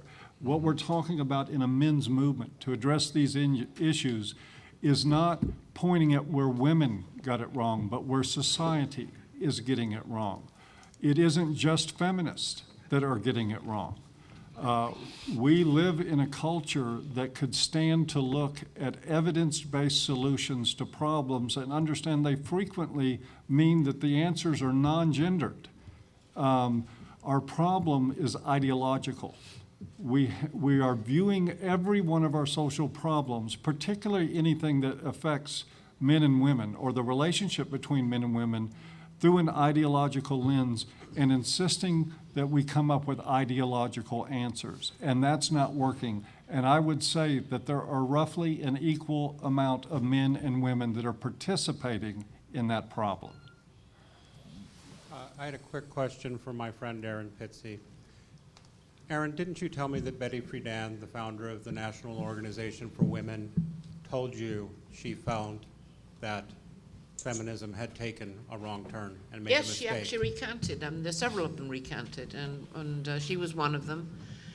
And the other was Susan Brown Miller, who wrote the books on rape. She came to stay with me. That was interesting.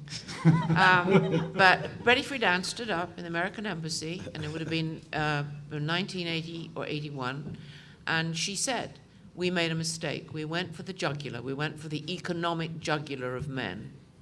She said, when what we should have done is to have looked at relationships between men and women, because that was right. They were shifting.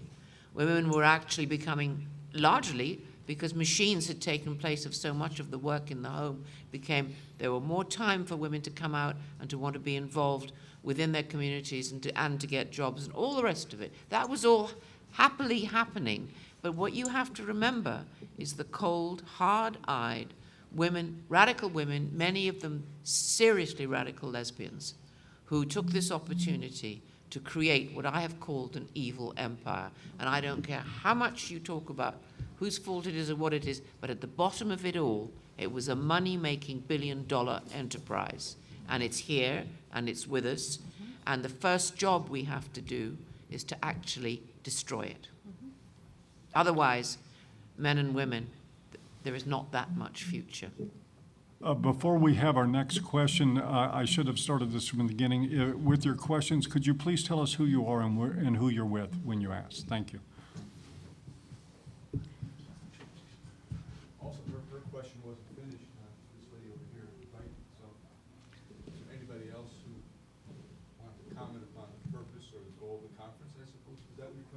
Yeah, I was actually going to respond to that.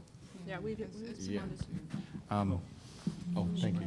I was one of my goals was to help with raising the public awareness that paternity fraud is not a men versus women's issue. It is a human rights issue because the women whose families are being destroyed by a burdensome child support order, when they know that all of the children from the first marriage are not her husband's children, and she's watching $2,000, $3,000 go out each month, and they can't clothe the children that are theirs, that live with them, she's looking for solutions. And maybe someone at this conference, you may know her. You may know someone that needs to hear for what the various speakers here have done and can do. Because I'm also a coach, an advocate, and a speaker. I'm available at carnellsmith.com to help people who want to change the system. I would add, too, a very fundamental right, which is that every child has a right to know who they are. And paternity fraud denies them that, and it also denies the opportunity for a father to be a parent. And I would add as well. And we were talking about the goals of this conference. I think one of the things I talk about in my book is the decline of male space. In this country, we have such a huge decline of male space. Men no longer go meet together as often. They don't go to the Elks Club. They don't get in groups as often as they once did. And I think this is a space where men can feel free, and men and the women who care about them can feel free to talk about some of these issues that we either talk about behind closed doors or are not allowed to talk about. So my hope for this conference would be that people are able, who didn't have a voice, to speak up and have their voice heard. My goal simply is to continually unite, work with you guys, and next year make this one of the biggest conferences seen, because there are several solutions to a lot of these problems, and we can facilitate those as we go forward. But that would be my goal, is to grow it beyond the wildest dream.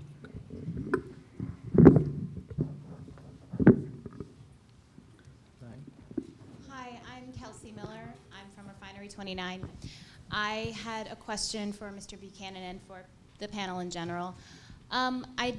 I was wondering about the term, like I hear about radical feminists and fundamentalist feminists and things like that, and just listening to some of the issues you had all been bringing up, there were some things that I thought like a feminist wouldn't necessarily disagree with or would also see as a problem, and so I wondered if you thought that there was, you know, a good feminism or a fair feminism in this day and age.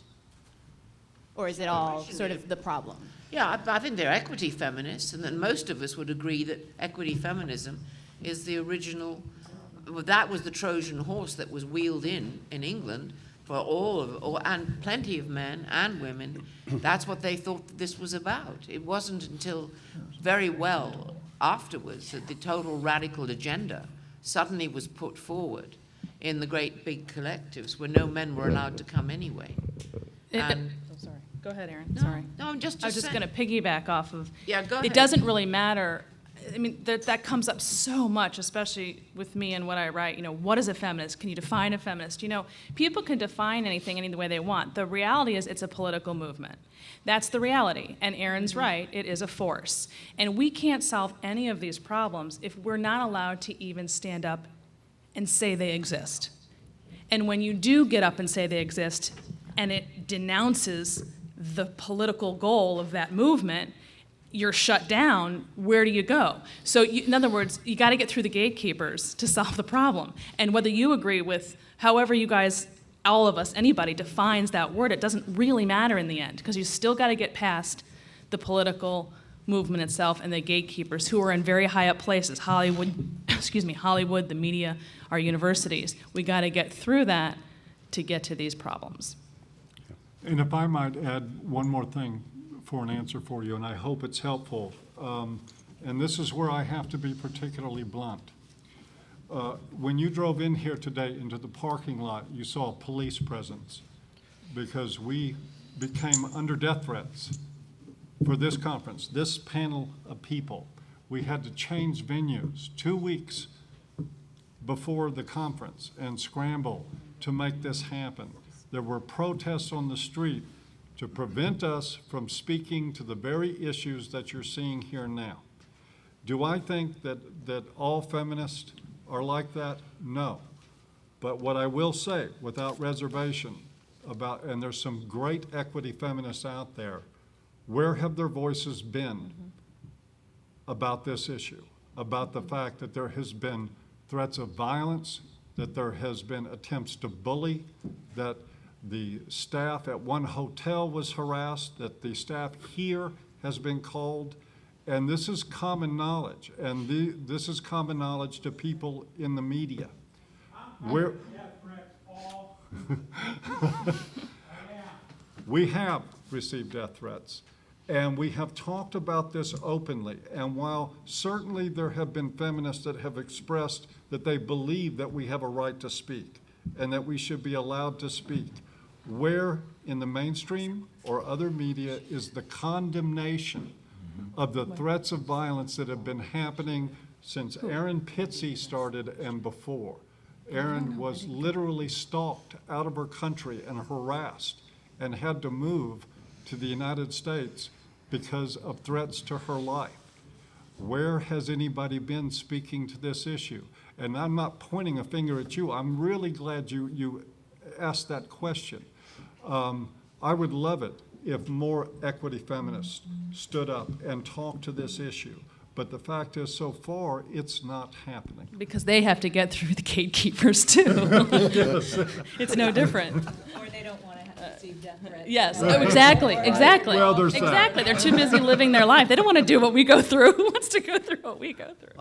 I'd just like to make one point, if I may, and it's that for all the talk of different forms of feminism, the only form of feminism which has been of any damned consequence for more than 30 years has been radical feminism. It's a hate, I repeat, it's a hate-driven female supremacy ideology, and the proof of that is that there is never enough, there's never too much advantaging of women and girls. There's never too much disadvantaging of men and boys. They will, you know, I mean, the metaphor we often use is it's like a train which only ever goes in one direction. It's only the speed that varies. But I like Paul's point about equity feminists. You know, I mentioned that you know these postgraduate engineering students are getting $34,000 equivalent every year. That hasn't made the mainstream media. Not one feminist has ever said that that isn't a good thing. So you know, I'm losing patience with equity feminists, because I think it's about damn time they called out their radical feminist sisters. I agree. Well, I have heard from some equity feminists that said people like Gloria Allred, when I debated her on Dr. Phil's show, they said Gloria's got it wrong. Paternity fraud is not something that should be based on gender. It should be gender neutral. The truth should be a matter of asking the child's mother, who got you pregnant? And why aren't you going after this person? But the biggest opposition that I have faced has been from the radical feminists that said, we don't want truth to be the standard, because if we did, they wouldn't oppose automatic DNA testing at birth. And in countries like France, they're saying, well, DNA should mean do not ask. Because it's now illegal to even get a test, and if you get a test without the mother's permission, you will be criminally prosecuted. Now, how can people who are fair, have a sensibility of right, wrong, and don't want to see anyone else be disadvantaged, wouldn't want to trade places with someone else in a similar situation? To me, I'm with most of the panel here. I would love to hear the equity feminists speak out more, saying, hey, it shouldn't be about supremacy on our position. If we say we want equality, we ought to support it across the board. Yeah, and I want to add to that it was very confusing to me. I have testified all over the country in regards to shared parenting bills where both parents can have access to their children. It doesn't have to be 50-50 exactly, but it can start at this center and work its way out, whatever worked with the parents. Every bill that I've ever gone to testify on, there is this huge opposition.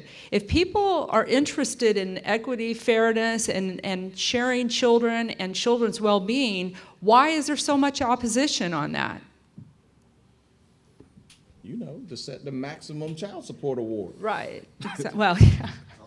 Well, it's all about bleeding men dry for money. I mean, Right, that's the whole business. and the same goes with paternity fraud. Carnell and I have testified on many paternity fraud bills, and in fact, in California, we actually got a bill passed for paternity fraud, and Governor Gray Davis vetoed the bill because of federal funding. He did not want to lose federal funding, so he put funding above children getting to know who their real fathers are and being supported by their real fathers. Yep. One more thing to add, and I know we have other people that want to ask questions, is that I know that as you listen to people answer these questions and some of the intensity that's behind them, all I can say is consider that everybody here is telling you the truth. This is what's going on in our culture, and we invite anybody to stand up and question it, and to start taking a closer look. I don't care what you label yourself as. We just want to get to the truth. I would just like to add a few thoughts. We have to appreciate the atmosphere of fear and intimidation that has surrounded a lot of this. When judges and lawyers are afraid because there'll be demonstrations outside their office doors. Because I lived through those years, and I saw all the work that was done for equality.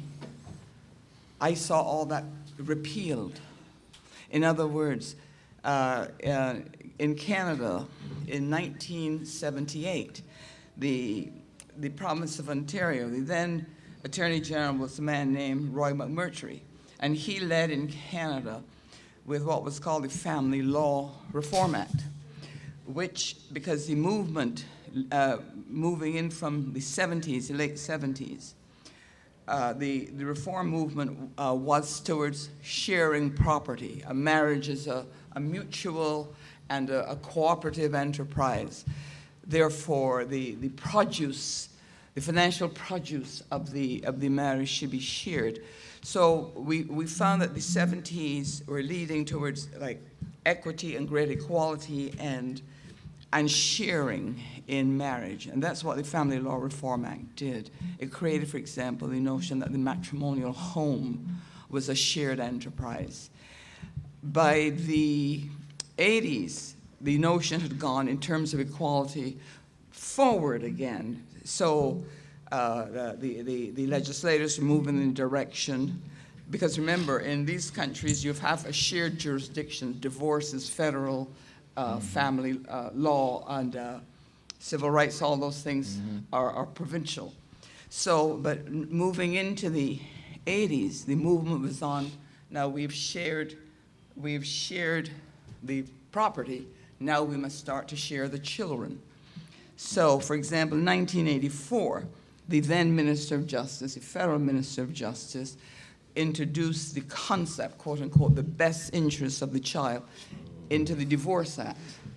And he sincerely believed at the time that introducing the term the best interests of the child would mean joint and shared parenting. In other words, of the best interests of the child, certainly the first interest must be the child's own relationship with his own parents. And tomorrow, if you want, I can go into the origin of that term. But I can tell you, that term was introduced into the Divorce Act in Canada in 1985, 86. All these laws hadn't hit the ground before the ground had changed dramatically. And divorce settlements and all of these issues were a means of transferring wealth from men to women on the grounds that there had been a historical injustice for hundreds of years. And you hear this, which is not true, and it has not been the case. In actual fact, women have been singled out for protection for the previous 200 years, and all the common law masters, Blackstone on, and others would testify to that.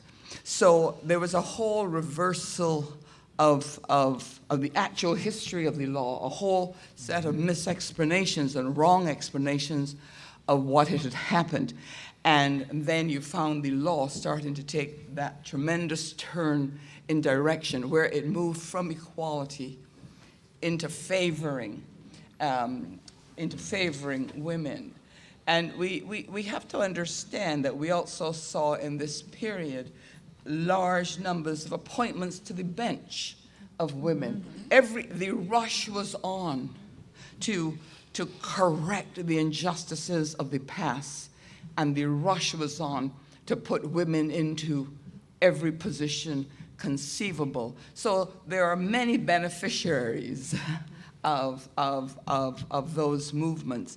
But so it's a long story, and it's an important story, and very, very unfair to men, because even, and Aaron has done so much work on this, and so have I in my business. I used to run afoul of the other shelters because I allowed men to come to my shelter for counseling. I counseled many of them myself. But in those years, then this approach came that men were bad for children, every man was a violent beast, every man was a potential rapist standing thereby to hurt a woman and hurt his own children. We saw in that era the plethora of weird phenomena like the Swengeli influence, I'm sure you have it down here, recovered memories, a whole set of battered women syndrome, a whole set of artificially created therapies or conditions which were intended essentially to drive men and women farther apart. And I have a lot of trouble like that. And from my career, I've been trying to bring men and women closer together. So it's a very long story, and it worked. It was very successful. But I think it's got many cracks in it, and those cracks are growing into wide gulfs now. Thank you. Hi, my name's Dan. I'm freelance on this, actually. So all the issues that you folks have been talking about up there are, if changes are affected to the way that you would see them be had, that's obviously going to shake up the way a lot of people do both business, the way laws work, and like a balance of really power and money, and even besides that, shake up people's strongly held worldviews. Yeah. Does that really go the distance in explaining why there's so much resistance to these ideas across society? I'd like to answer that if I could, because I almost could have written that. I mean, I did basically write that verbatim in 2 of my recent books. I had to open it by saying, in order for you to embrace what I'm about to write in here, you essentially have to chuck everything that you've been taught since the day you were born. That is an extraordinarily tall order. Now, I'm not saying they had to agree with me. I'm saying in order to be open to what I'm presenting to you, you have to first be able to question whether it was your parents and their relationship was really messed up, so they taught you these things that aren't helping you and you're kind of adopting them, and if you really want to have a strong relationship, how do you get those biases out of your head and sort of start fresh? So that's really a great question, because all the things that we are talking about and supporting and what our individual missions are will require people to do exactly that, and it's going to be too tall of an order, certainly for many people. So, yes, I guess is the answer to the question. Never underestimate the power of early learning, cultural indoctrination, and cognitive dissonance. In fact, I'm sorry, just because I wrote this down and this is perfect, Hillary Clinton just said last month I wanted to get it right. Quote, "I do think if you tell people something long enough with great passion, they get perhaps inclined to believe it." End quote. Just last month, that was Hillary. Yeah. Didn't somebody else say something similar to that? Goebbels. Yeah, exactly what he said. Tell the lie and tell it long enough, and then it'll become the truth. And the thing is, as far as I'm concerned, this movement has also become, it's as much of a cult as Scientology or any of the other stuff. You try and talk, because we've got a women's minister called Harriet Harman. I tried to talk to her face to face and simply said, you have got to accept that both men and women can be equally violent. And her face contorted. And she actually said, the figures for men are minuscule. And that was our women's minister. And there's a whole lot like them in England, in the top echelons of everywhere. They're not giving up their positions, and they ain't going to give up their salaries, and we're going to have to take it all away. There's no other way.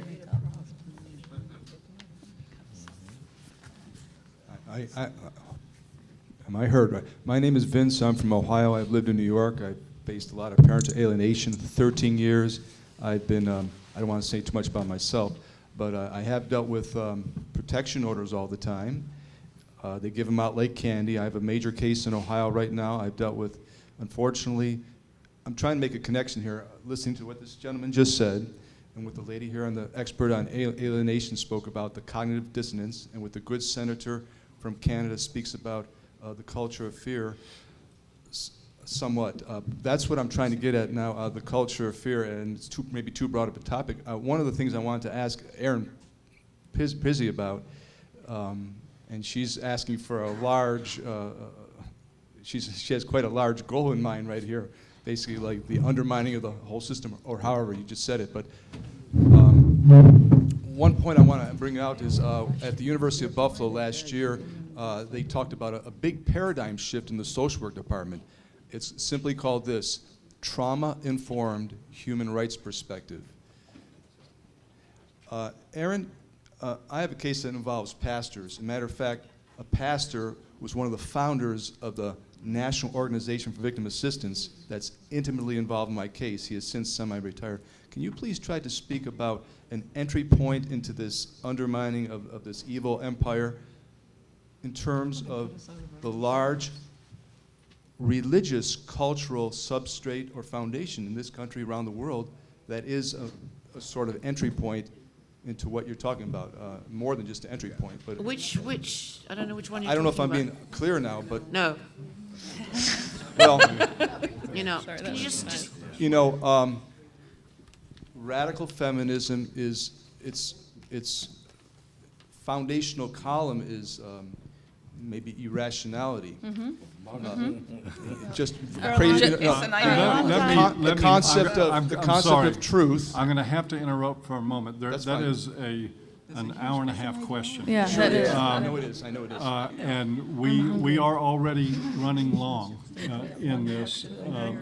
Well, just one question: can the religious community be addressed? Can they be properly addressed in a focused way?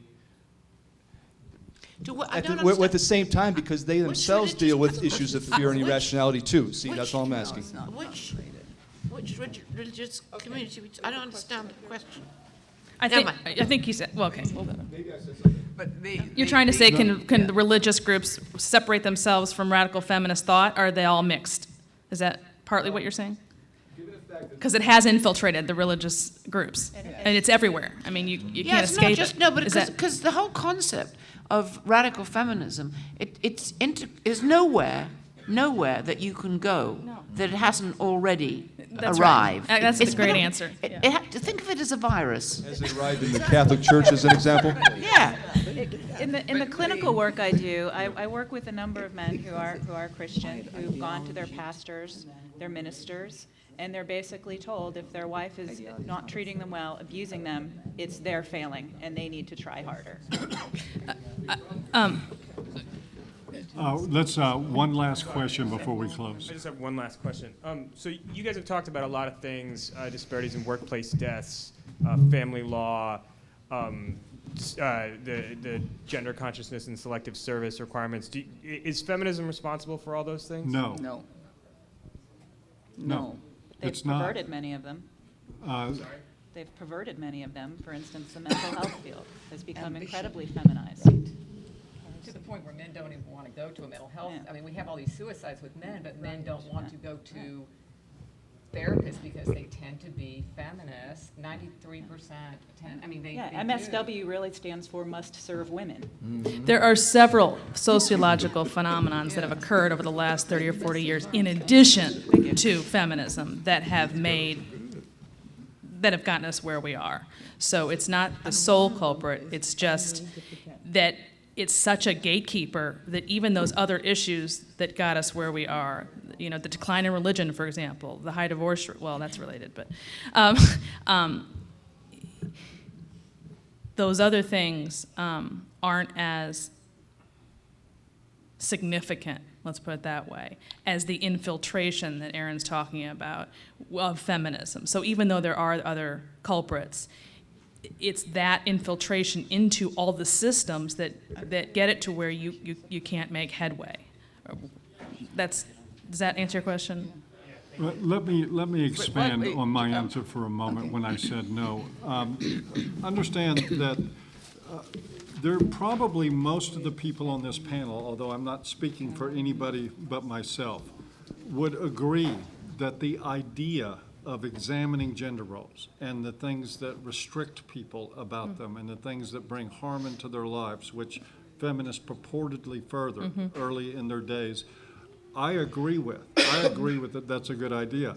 We talk a lot about feminism, but certainly not by any stretch only about feminism. We talk about feminism a lot because of things like a canard of a rape culture, the insane idea that this culture supports rape, that generally speaking, the culture thinks rape is a good thing and condones it.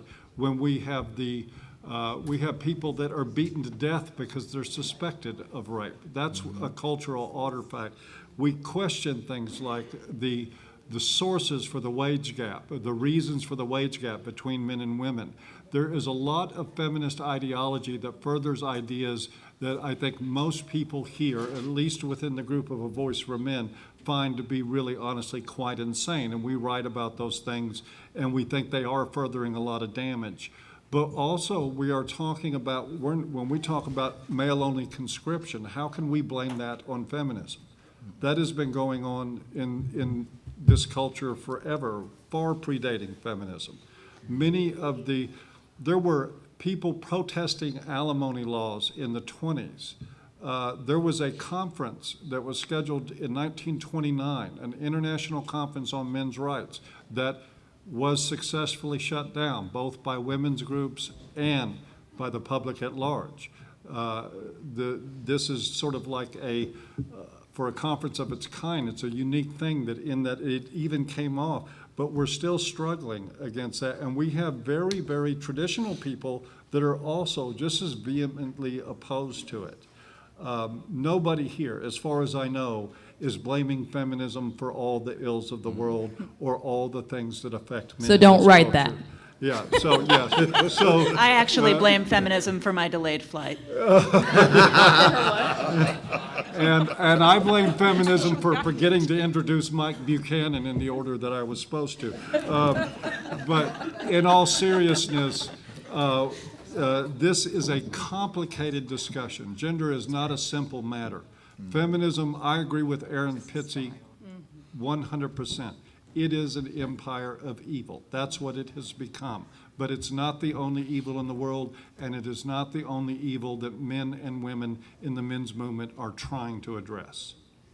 Could I add a little bit to that? We have to appreciate the culture of men as well, and their wholehearted commitment to the protection of women. Because in the early days, when the notion of domestic violence was beginning the notion that domestic violence was a public policy issue was beginning to take root, and I lived through all of those days, you have to know that every man was willing and ready to do something to help those women. Because my experience is it was not the women's movement that was rallying to the cause of assisting women in these circumstances. It was the men. I did a lot of speaking. I was talking about, on the phenomenon of domestic violence back in the 60s, you know. I was well known for all of this. And I discovered very early that it was the men who were listening more than the women. So do not ever underestimate the capacity and generosity in the hearts of men to protect women. So when they heard that women were fleeing their homes because of brutal husbands, they were ready to support the whole phenomenon of giving these women assistance. And I think that was a valid and a good concern. And I think, you know, we should continue it. So these, all that we're saying is that somewhere, or I'm saying, somewhere in all of these processes, some very false and unfounded notions were introduced, like the patriarchy and so on. And it should be common sense that man-woman relationships and family relationships should not become battlegrounds or experimental fields for ideologies, which is what happened. Exactly. You know, all of a sudden, every single human relationship between a man and a woman was being measured, not perhaps by psychological imbalance or perhaps unreasonableness or inability to have social skills. It was all being measured against the patriarchy. So, of course, it would be doomed to failure and would create enormous chaos. And that is my point, because I'm 70 years old, and I swear to God, I lived through all of this and worked very hard on this field. This is why I say we're soulmates, because our lives follow a similar pattern in this route, in this journey. But do not underestimate at all, ever, the fact that men have seen it as their lifelong duty to protect women. And still do. And still do. And most men will frown and scorn a man who they believe is cruel to his wife. And let us, all the news you hear about domestic violence, it is still a phenomenon that afflicts a very small number of people. In terms of the total numbers in the community, the percentages that actually resort to domestic violence are really very minuscule in terms of the community. There are other basic facts about them. They're usually not married. Common law couples, for example, tend to be a lot more, relationships tend to be a lot more unstable. But the important thing when you begin to look at the data and the history of the study of domestic violence, which Dr. Strauss pioneered in, you begin to see immediately that their numbers tally up with what we're talking about. Very early, the scholars discovered that men and women were equally capable of violence and executed violence equally. But if you go into the shelter world of the women's shelters, you will not hear that information. And there's a huge gap between the data that comes out of those shelters and the data that comes out of the academics who have studied in very well-skilled and well-honed methodological systems. So this dichotomy has been there for a long time, and we should be asking ourselves, why is that so? Because I have been supported by the literature for 40 years. So if you...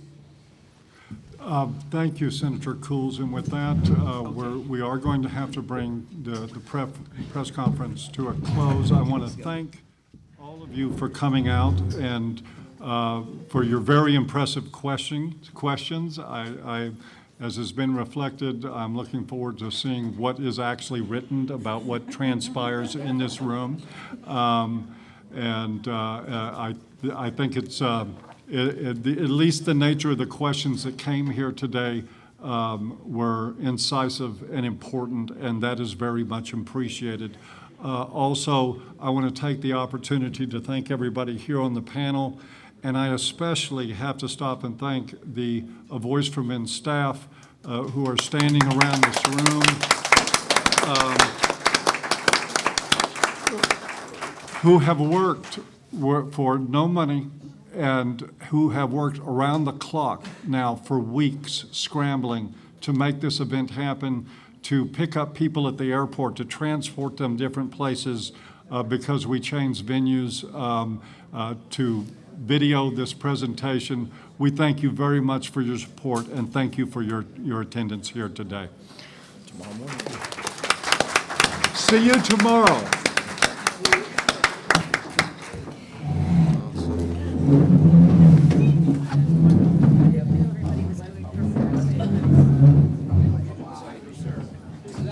Dr. T, you should be nicknamed Mr. T, ready to come out. Yeah, very soon, as soon as we can get it up.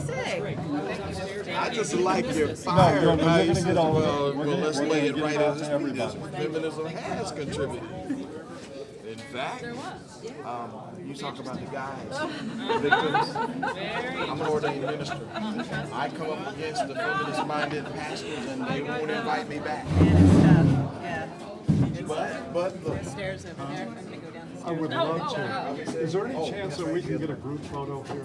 Sure. Okay. Just hurry, 'cause I'm starting. All I need is Yeah, I know. all we need is somebody with a camera. A phone. We should be able Tell to. people in the back. Well, here, we can have Marv take it. I'm not a